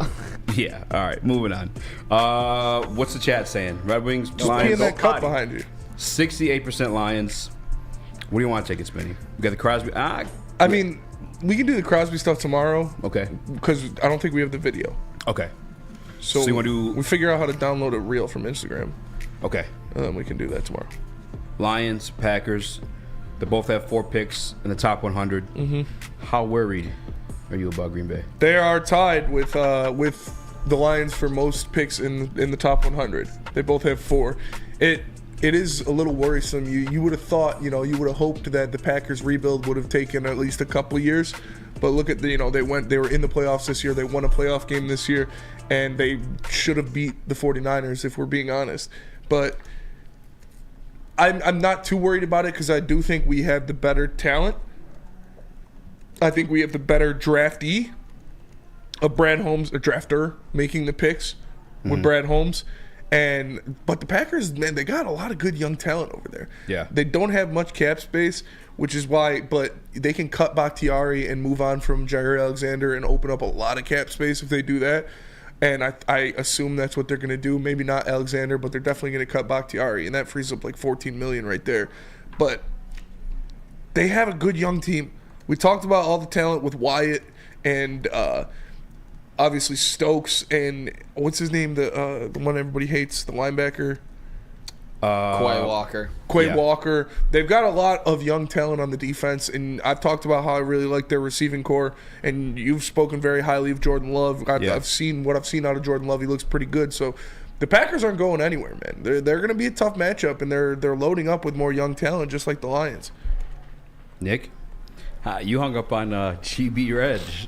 But as soon as he started talking shit about the Green Bay Packers, are you nervous about the Green Bay Packers having 4 picks in the top 100 in this year's draft? Yeah, I mean, I'm more worried about the young talent that they have, specifically at quarterback with Jordan Love, because it just looks like the Green Bay Packers did it again. They drafted the successor from Favre to Rodgers, and now Jordan Love. It looks like he's going to be a tough matchup for the Lions. I mean, we saw him come into Ford Field on Thanksgiving with an extremely hostile crowd and just completely deflate the place. That was the worst game of the year for the Lions in my eyes, at home specifically. But yeah, I am worried. The Lions are second odds to win the NFC, second highest odds. The Packers are 5th at plus 1,000 to win the NFC. So Vegas doesn't throw around cheap odds like that. So Vegas thinks they're going to be a problem as well. Packers are good, man. It actually does scare me. And LaFleur has shown that he's not just an Aaron Rodgers merchant. No, he's actually a good coach. I have to give credit to LaFleur. I gave him a lot of shit since his hiring, to be honest with you, because I watch Aaron Rodgers. And McCarthy's still a good coach too, but I've watched Aaron Rodgers kind of carry McCarthy to the Super Bowl, and I saw McCarthy fall short as a coach, in my opinion, like in later years. But no, LaFleur's a good coach, and they honestly have a really good foundation, or I guess young core, I should say.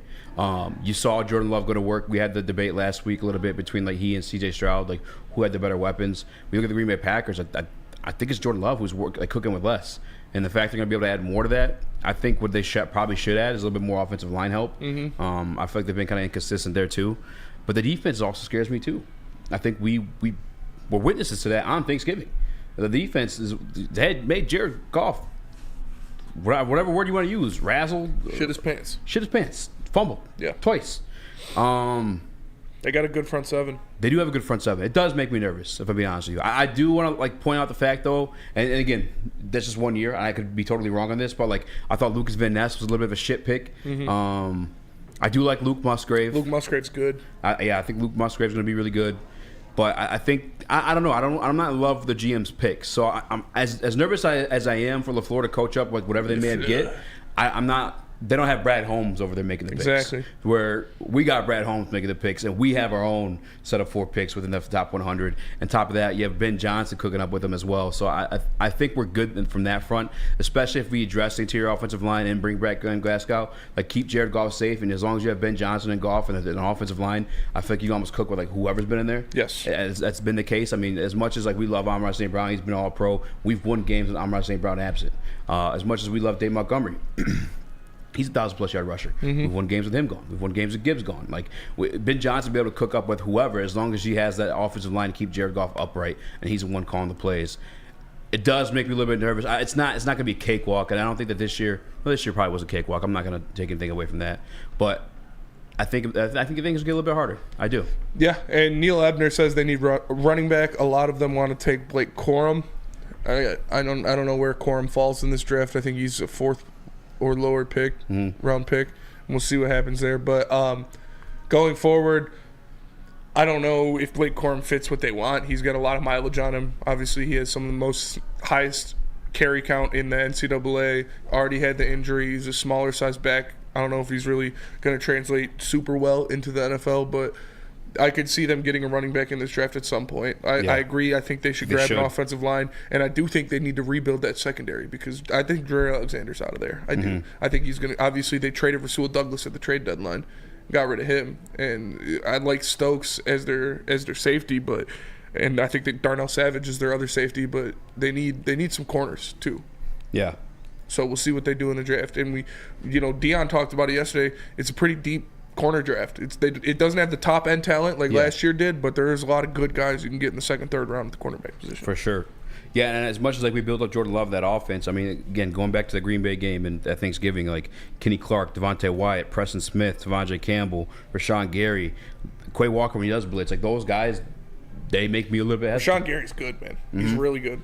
I think what they have the opportunity to do, too, if they want to guarantee a playoff berth, and just attack like what Detroit is offensively, because how good we are, they could build that defense a little bit more like the Bears do with like in the middle. Yeah. Because that's where we eat, right? Those underneath routes. So if they grab a couple like linebackers, coverage linebackers, or another really good safety, or as you said, too, like some cornerbacks, and like I think they do become an issue. I'm just not that nervous with the guy who selected the picks. I'm not too nervous. Or whatever the hell his name is. Yeah. Fucking stupid name. And they're owned by this. They don't even got an owner. We got Sheila Ford Hand. Yeah. Actually, I heard someone mention that almost as like maybe the reason why they've been able to like... A good thing? Yeah, because the reason why they've been able to succeed these quarterbacks is because like... How do they hire a GM, though? That's a great question. Like, what do they do to hire a president? Town hall meeting. Is it literally... Yeah, like literally do they just have like a majority vote? They probably have to have like a team president. There's definitely like a chair or a board. A chairman, yeah. So will you Google that? Will someone Google that? That's such a weird thing. That is weird. Imagine having to pay taxes on your football team. Yeah. I love the Lions, but that would be trash, dude. If you had to pay taxes on your football team and you don't get to help make decisions, garbage. Yeah. That is not so ideal. According to Reddit here, which is always dude, a great Reddit is super reliable. Reddit is super reliable. No.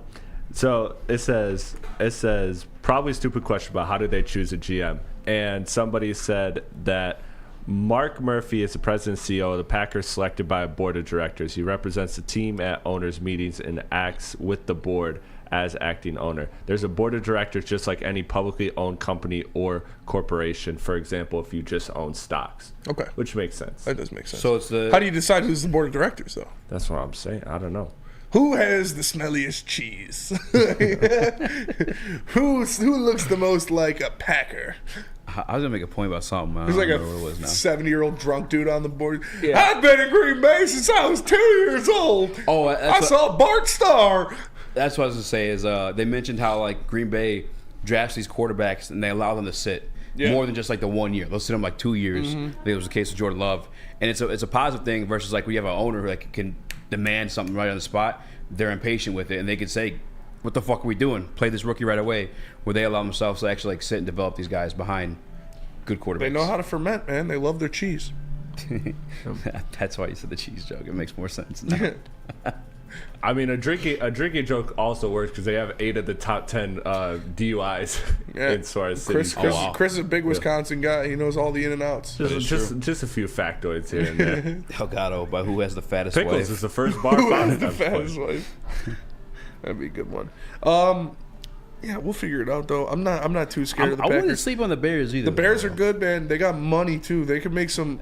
They can make another couple additions. I think they're going to franchise tag Jalen Johnson. If they sign another edge rusher to go opposite of Sweat and sign a free agent wide receiver. Yeah. Thomas Gage, Woodward Sports Chat. Field smoked you last year. What do you mean? No, yeah. I just said I am nervous about the Bears.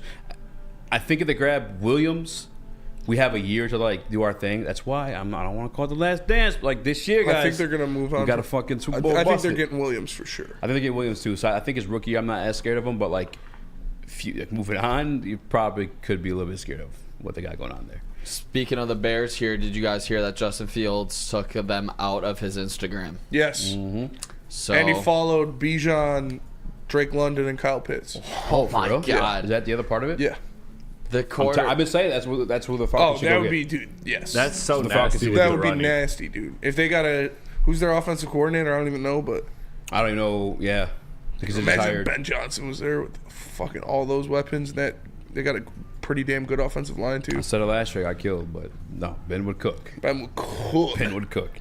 Ben's gonna cook with like anyone. Like he wasn't born with Jared Goff. He said, okay, this is my quarterback. Football soulmate. That's why he's a good coach, bro. It's like this is what I got to work with. These are our strengths. Let's tailor the offense around that. It's a common saying is like, if you're a coach and you get a great player that doesn't fit your scheme, change the scheme. It's exactly what Ben Johnson did. When Anthony Lynn came here and they tried to force like what they were trying to do, Ben Johnson's like, let's cook with what we got. Like, Can't I'm change not gonna perfection, take baby. exactly. You know what I'm saying? And it's like you were handed an orange and Anthony Lynn was trying to make lemonade, or fucking Ben Johnson's like, no, fuck it, we're gonna make orange juice. Like, this is how it's gonna work. Tell us about your meat. I'll tell you about the meat Nice. though.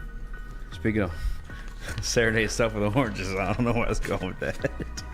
Fairway Pack Company's been providing Michigan's finest hotels, restaurants, and casinos with the finest prime beef, dry-aged beef, and Wagyu beef. Visit fairwaypacking.com to get it delivered to your doorstep or stop for grab-and-go steaks in Grosse Pointe.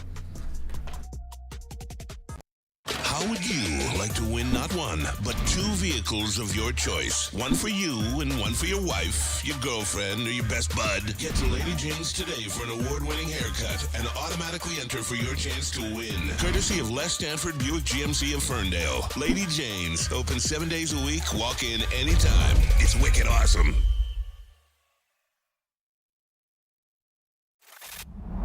Love Woodward Sports? Love wearing clothes? Then you should be wearing Woodward Sports clothes. Check out our full line of merch at woodwardsports.com. Just click on shop. We have all your favorite designs, like Dan Campbell kneecaps, Woodward golf, and of course, our own logoed out merchandise. Men, women, infants, kids all love Woodward Sports. Impress your friends. Impress your boss. Impress your dog. Buy Woodward Sports merch today.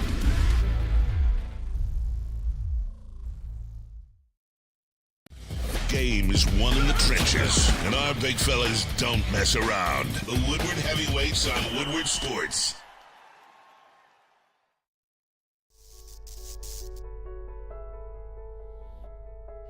We've just received word. The world's cannabis supply has vanished. The public is outraged and has taken to the streets in response to this tragedy. The individual responsible acted alone, and we can only hope they will make things right soon.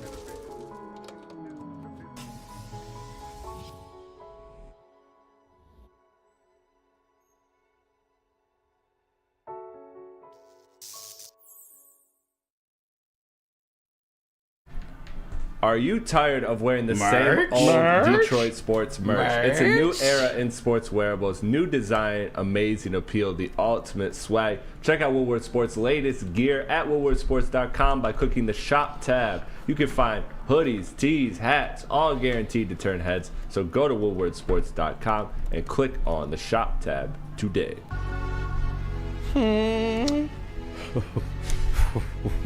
Chris, why would you do that? Yeah, bro? you do. What are you doing? Sorry, man. It's something about these reads. I just Smash the like button. Be a friend, tell a friend, share the stream. If you'd like Nick to keep his life, you guys should hit that like button very, very soon. That's all I'm saying. Yeah, there's already people lining up outside ready to take a chunk out. Like they're already lining It's up. gonna dude. taste like Guinness and Jameson. Hell yeah. Hell yeah. Yeah. They'll love that. Yeah, what? Yeah, that's right up their alley. That's literally right up their alley. Nick, Full. And a bunch of Thai food. which piece of you would you eat first? Dude, I'm not. None. What'd you recommend? I don't know, dude. That's like, I don't even want to think about that one. I'm a dark meat guy. I'll probably go Thai first. I've been watching that Yellow Jacket show. It's about like. Oh, is that why you? Yeah. Sorry, it is getting weird. Like season 2, I almost like unplugged myself. I'm like, all right, this is kind of fucking crazy. Either way, smash that like button. Smash. Spinny. You've been back and forth all day. Chomping at the bit. You would like to talk about the Detroit Red Wings. The red wings, the red wings. Yes, I would like to talk. Now we're not talking about the Detroit Red Just Wings. ruined it. What should I do first? Should I do the playoff chase or the depth of the oh my squad? God, he's fumbling it. Yeah, what are we doing? Just do it. Which one first? What? Playoff race or the depth of the squad? I think let's go depth. That way the playoff race is easy to sell. Okay. Depth of the squad. This is something long Chapter time 1. coming. Plan 1919. When you see what this man has built, it is insane the amount of talent that this Red Wings roster has on it right now when you look at the big club and the farm system going back from what it was just a couple of years ago. They have 11 players on this team with double-digit goals, which is first in the NHL, and Patrick Kane's got 9, so he's going to be there after the next game. This team is getting help from everywhere. We saw a team like this, similar to what the Red Wings are building, in the Tampa Bay Lightning, win multiple cups. They just had the top end talent. And now we're seeing guys coming up through the pipe system that can be that. You look at this prospect rating. They have the best prospect system in the NHL. Defense alone, you've got Edvinsson, Johansson, Wallander, Palinka. Then you look at the forwards, you got Mazur, Kasper, Bergeron, Soderblom, Lombardi, Danielson, and of course, Kosa and Augustine as your 2 goalkeepers of the future. This is just insane. Insane what Steve Yzerman has done, how much talent he's loaded into this team. You look at what Carolina did last year. You look how Carolina made a run last year. It's very similar to what the Red Wings are doing right now. They don't have that 50-goal scorer, but they got 6 guys who are going to have 20. And that is just as important. We saw it last game against Seattle. That front line, it was kind of stifling a little bit. They were kind of, in the second half of the second period, they kind of got shut down a little bit. And you see who steps up. You have Christian Fischer and Daniel Sprong on a 2-on-1 break. Sprong buries it in the back of the net. That is what you need when you have a team like the Red Wings who doesn't have that 50-goal scorer. You don't have a McKinnon, a McDavid, a Matthews. Larkin's leading the way. He's going to have 50 points in under 50 games played, which is extremely impressive. But the depth you have coming up through the pipeline is insane. It's insane. Jonathan Bergeron is probably going to be gone. He's probably going to get moved at the deadline. A lot of teams like him, and the Red Wings are favorable of giving him away because of how much depth you have behind him. This is a guy who could right now in the NHL score you 20 goals a game. Every time he comes up to the league, he scores some goals. He puts some in the back of the net. And behind him, like I said, you've got Mazur, you've got Kasper, you've got Danielson, you've got Lombardi, you've got Soderblom. Like, these guys are all potential 70, 80 points a game guys on top of Danielson, who looks like he is going to be your 1C going forward. I wouldn't be surprised if he gets the C after Seider gets it, because it's going to go from Larkin to Seider, and then probably Danielson might be the guy. But you look at the defense too, man. These kids are nuts. We know how much I love Edvinsson. Johansson is a freak back there, and Palinka looks like he is going to be better than all of them. Steve Yzerman is just insane with the talent he acquires in the draft, how much he's loaded this front 4 on the defense going forward. Your front 4 in the future can be Seider, Wallman, Johansson, Edvinsson. Like, that would be so disgusting. Nice. And I just love to see what he's doing. Obviously, you got all the Swedes over there. You got a couple Americans coming through the pipeline with Red Savage and Trey Augustine, 2 Spartan dogs that can make some noise. And it's just amazing to see what they're doing, man. It's amazing to see what they're doing. It's just amazing to see what they're doing, dude. With that being said, because I know this is the deepest prospect pool, like, so much talent from what Stevie was able to do, this is where it breaks down, because is it too early to maybe deal 1 or 2 of those guys and go after a star defender, or maybe not a star, but a solid top 4 guy that can help bolster this team instead of not just sneaking into the playoffs, but being a serious contender to do something No, there? it's not. It's not too early, and I do think it's going to be Jonathan Bergeron that gets moved because he is the most NHL ready. He does have a lot of upside. Ottawa has talks about them liking Bergeron, and the Red Wings have talks about them liking Chychrun.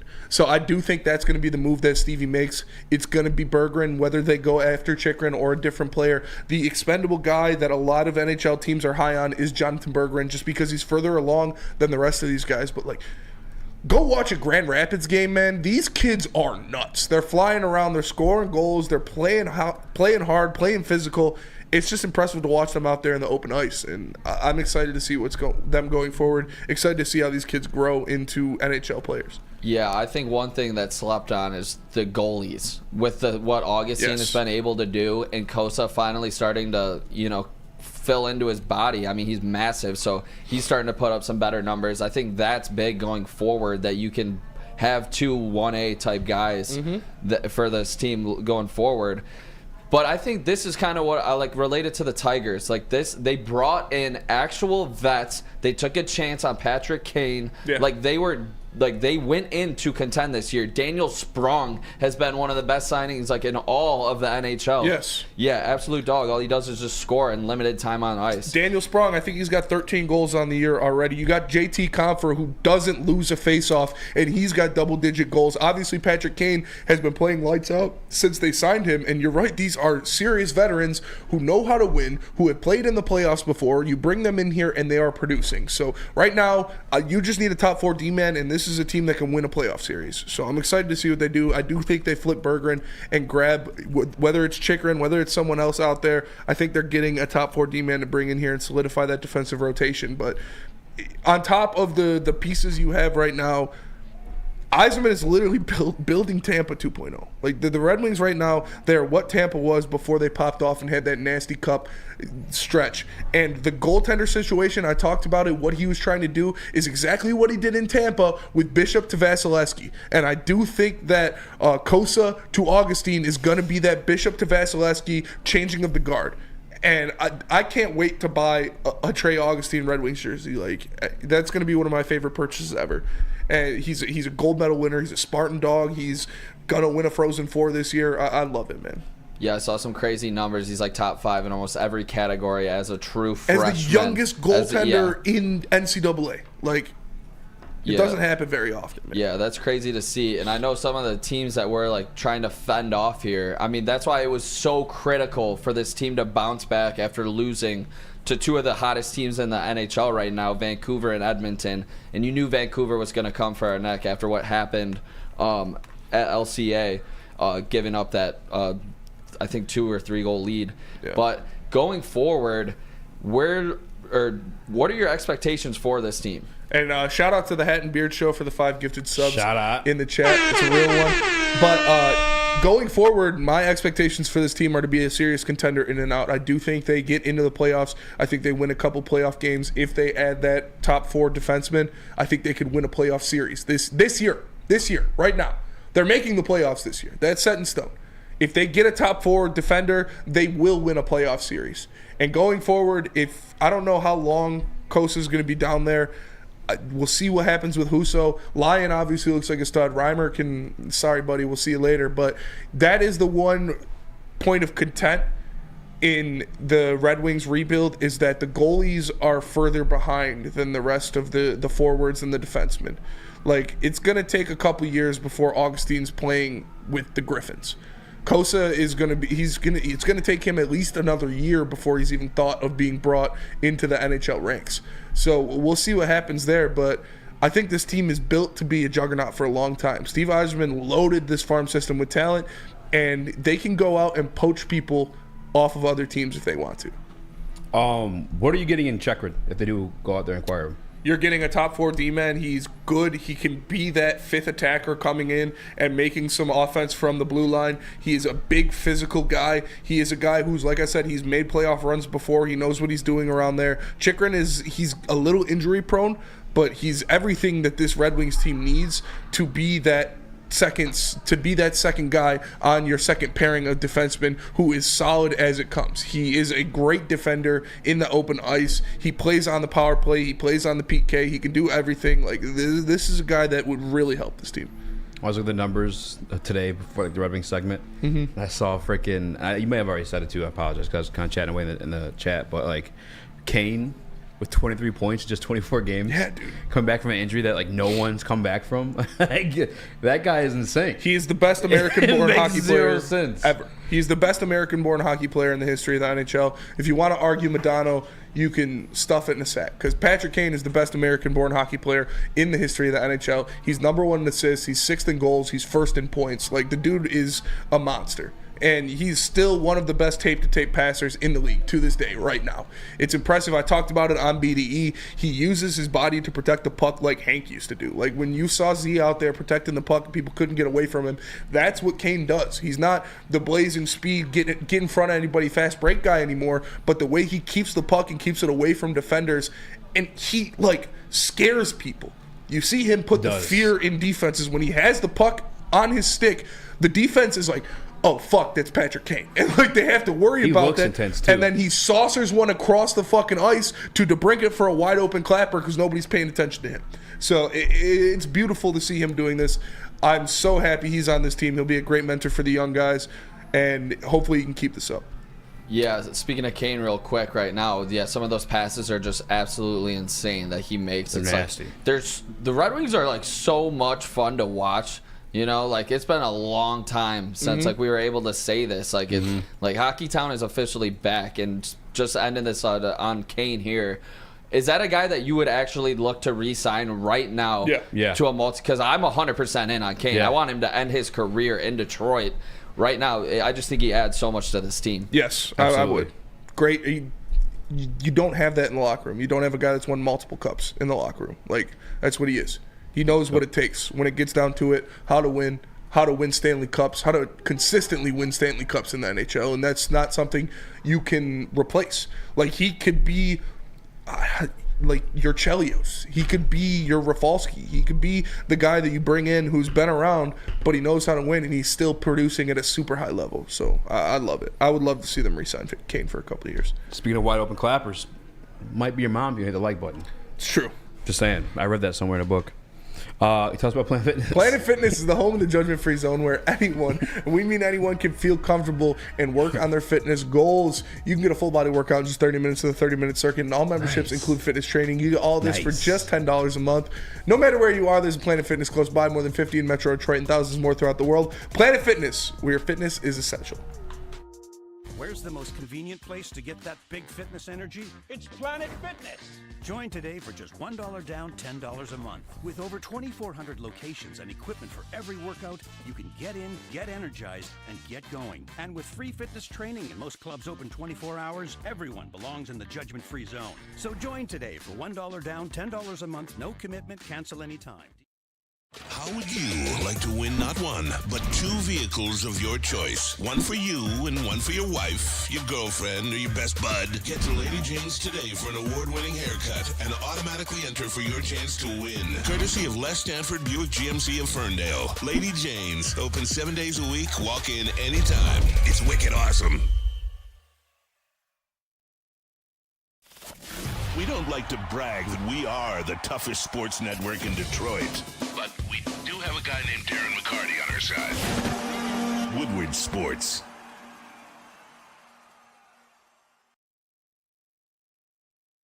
Journo. You're supposed to say Arrivederci. Piece of shit. Arrivederci. I'm Eazy. I spin my racks. Young Chris. Arrivederci. Hooky Nick. Smash that like button. Smash. Bye. More Detroit Red Wings from Spencer. Yeah, you know, they're in the heat of a playoff race right now. Right now they have solidified the second wild card spot. They are 1 point behind both Tampa Bay and the Philadelphia Flyers. They're both sitting at 65 points. The Red Wings are at 64.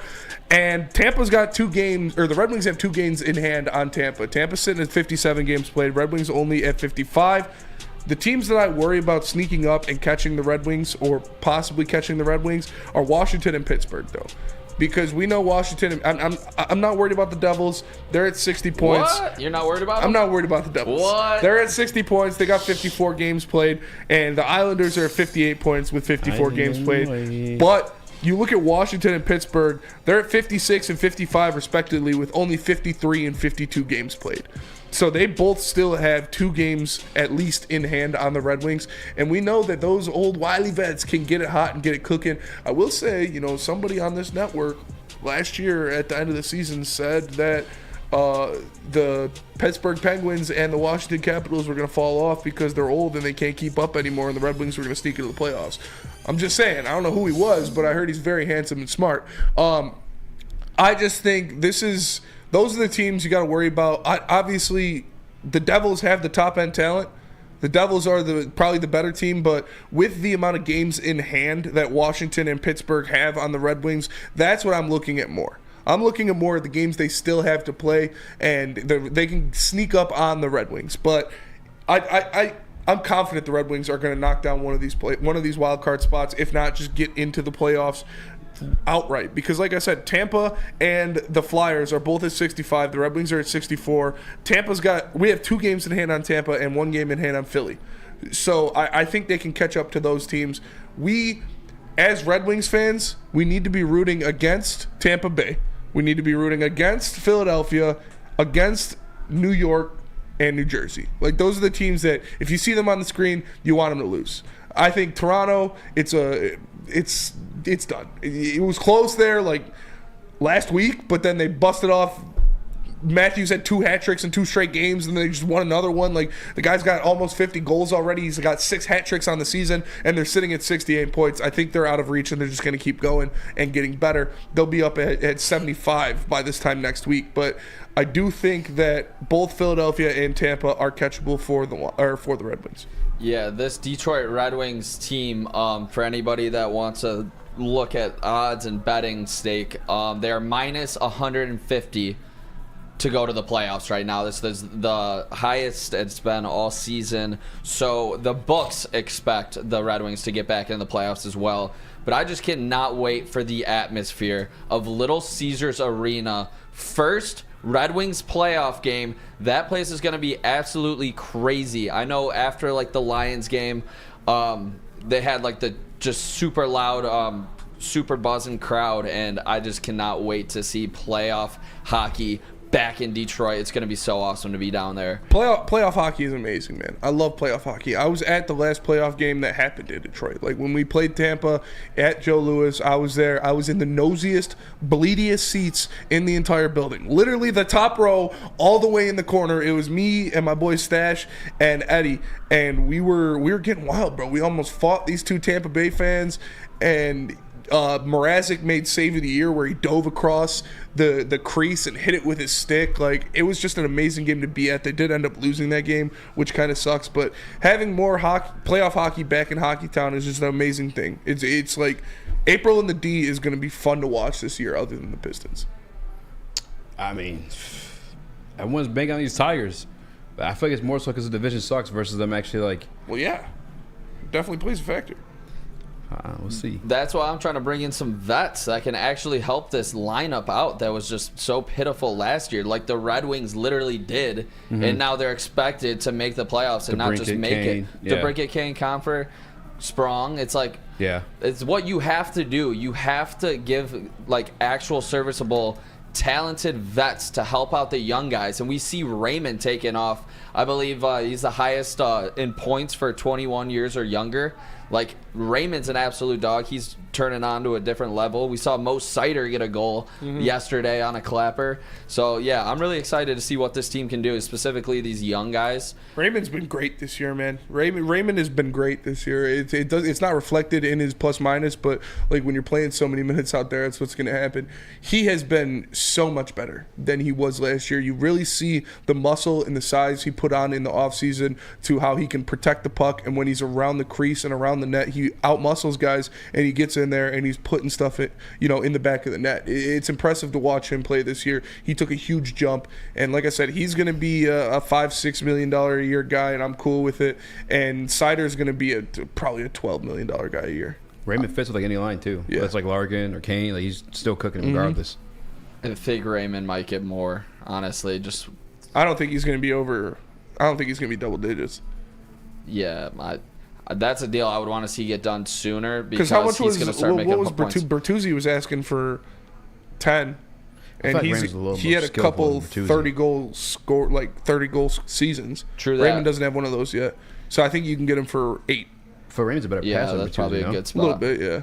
So he's a bit more like skillful. He's definitely better. Better value. Yeah, he's better value, but he doesn't have the success going forward, and Raymond sees the vision. What did Bertuzzi get? Bertuzzi got, I don't know what he got from the Leafs, but he was asking for 12 from the Red Wings. This is something, I mean, Stevie obviously knows better than anybody, but this is something where I believe that it is so much better for this team moving forward if you're able to get a deal done early. And so they get paid faster, but obviously maybe it's not as much than it would be giving them a contract later on. Yeah. 1 year, $5 million. Yeah. But he has injury history too. He does have injury Raymond history. don't. Raymond's getting 9, bro. I don't think he's going to get 9. Nick? He's, like I just said, leading in points for 21 and under. U20, yeah. Oh, bro. Already in his 3rd season. Yeah, super skilled. I mean, Stevie obviously hit a home run with some of those draft picks that he was dealt and not getting any of the lottery luck, obviously. How heartbroken will you be if Stevie doesn't bring him back? He's going to bring him back for sure. Stevie's known to turn his nose away. He's going to bring him back for sure. What'd you get in trade? Raymond, you could get some nice pieces for Raymond for sure, but they're Dude, not. we're not trading. They're not Don't trading. say that out They're- loud. No, I'm just saying, if Stevie doesn't re-sign him, though, Stevie's going to trade him. They're going to re-sign him, Stevie point blank said, hey, we're not going to lose you for nothing. and it's going to be a good I'm from deal. around the way. I'll leave this motherfucker with something. No way. Yeah, and he's going to leave that motherfucker with Lucas Raymond on a very affordable deal. Like, Sider's going to be the one who, no corners are cut. He's going to be a $12 million a year player. But Lucas, you could probably get him for 8. Let me tell you guys about Big Boy. Wintertime in Detroit is always better with comfort foods from Big Boy. Try the veal parmesan or the new Southern Comfort chicken bowl. How about breakfast? The stuffed potato pancakes are back. The classic lumberjack or Santa Fe Garden. Also, the new apple pie hotcakes that are too good to miss. Top it all off with a gingerbread shake for dessert. Stop by your local Big Boy today. The game is won in the trenches, and our big fellas don't mess around. The Woodward Heavyweights on Woodward Sports. Feel alive during Feldman Chevrolet's biggest New Year's sales event ever. Get the best prices on our huge selection of award-winning Chevrolets. Like this 2024 Equinox for $188 per month. Or this 2024 Silverado for $268 per month. It's the New Year's sales event going on now at Feldman Chevrolet, Michigan's #1 Chevy dealer. Love Woodward Sports? Love wearing clothes? Then you should be wearing Woodward Sports clothes. Check out our full line of merch at woodwardsports.com. Just click on shop. We have all your favorite designs, like Dan Campbell kneecaps, Woodward golf, and of course, our own logoed out merchandise. Men, women, infants, kids, all love Woodward Sports. Impress your friends. Impress your boss. Impress your dog. Buy Woodward Sports merch today.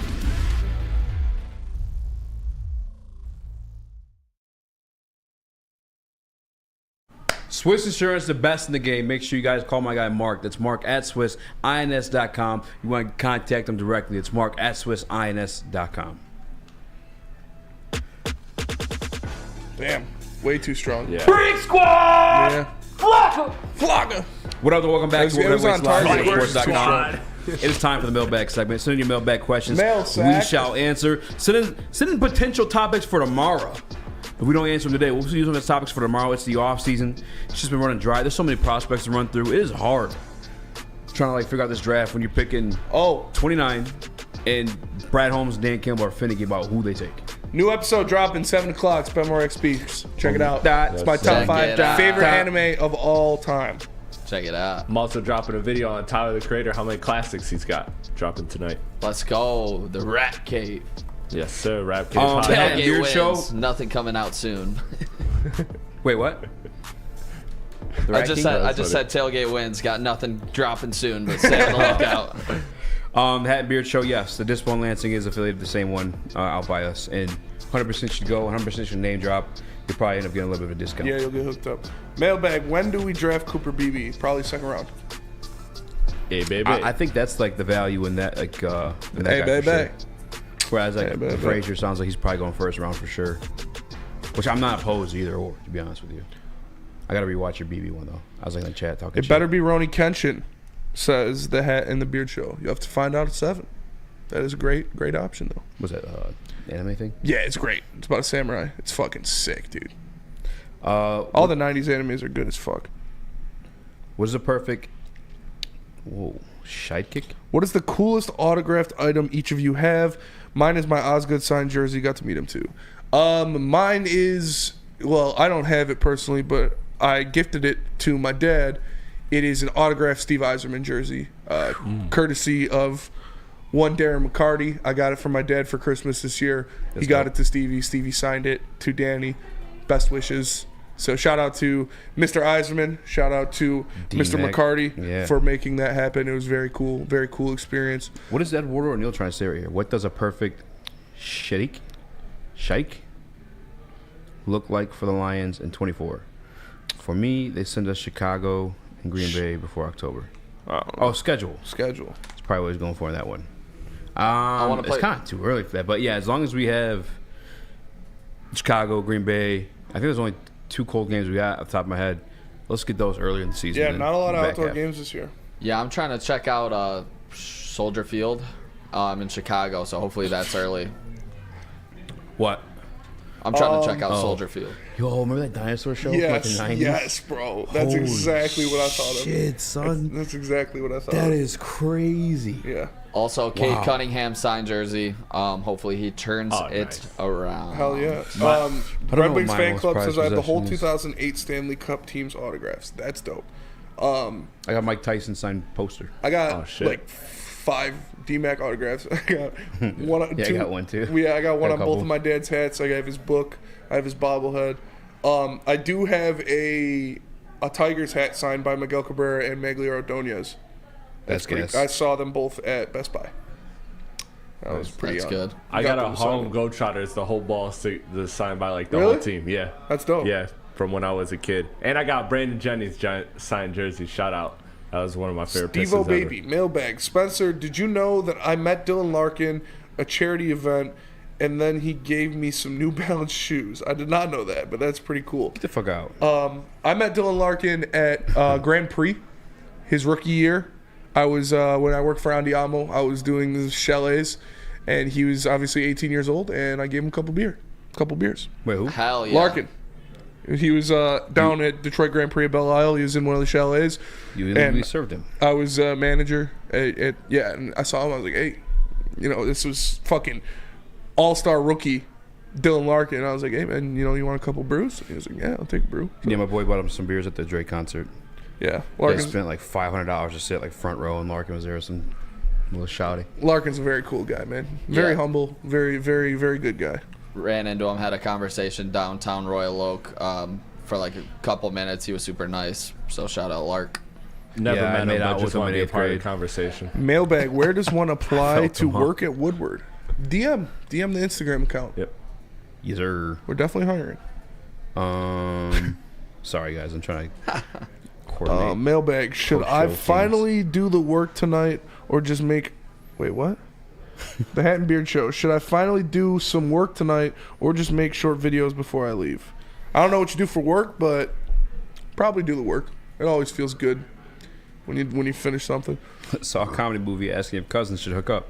Remind me of the Heavyweights 23 segment. Cousins, second cousins, and first We've cousins. had a lot of cousin segments. Yeah.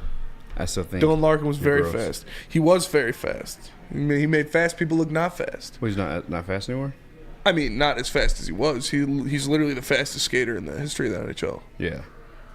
But, yeah, and he stumbled, too, which was crazy. He literally tripped around one of the, he had a little hiccup, and he still broke the record. Chef Talks NFL. I had a Shaq's rookie card that I accidentally left in the attic when I left the States. Please cry for me. Damn. That's rough. That is rough. Uncle Terry got a Shaq shoe.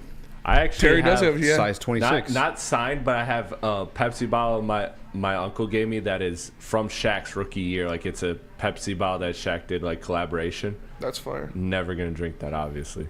Steve-O, Eazy has subscribed to YouTube channel. Are you going to upload any videos? Subscribe to Spemorax Speaks. I upload videos twice a week. 2 videos every week. One on Tuesday, one on Saturday. Upload almost every day at the Rap Cave podcast, so check it out almost every day. Tailgate wins? The tailgate wins. All Detroit Lions. You're literally content wearing a at the Royal Oak tailgates. shirt. This is my city. My fucking city. This is my city. I'll jaw you right now, dude. I got. Yeah, that was a fun ass night. That was. I'm trying to think of who's. Yeah, I'll upload some stuff. I got a good autograph too. Yeah, Steve-O, baby, if you're not already subscribed to the Heavyweights channel, it's Motor City Heavyweights now, which honestly, no shade towards Woodward, but now we're easy to find because we type in Woodward Heavyweights, just Woodward content pops up now too. So like, I think for the sake of our channel, it's kind of smarter. Yeah. I moved it back to the Deadweights logo though, because I have a signed Killian Hayes and Sekou. That's not real. Oh, dude. Yikes, I literally Exo screens. You could probably get some money for those in France, but man, I don't even think you can there. I defended Killian pretty hard for 2 years. I gave up on him after a while. 22. No joke, hitting the pen right now with my feet up on the boss's desk. Hey, shout out, man. Get it how you live. Hat and beard. Shout out. All right, but that'll do it for us today. Spamarack Speaks. Literally 7 o'clock, new episode dropping, top 5 favorite anime. For Eazy, for Nick, for Chris, I'm Spencer. We're the Heavyweights. We'll catch you guys tomorrow. Appreciate you all. Smash the like button, share, subscribe, all that good stuff. Peace.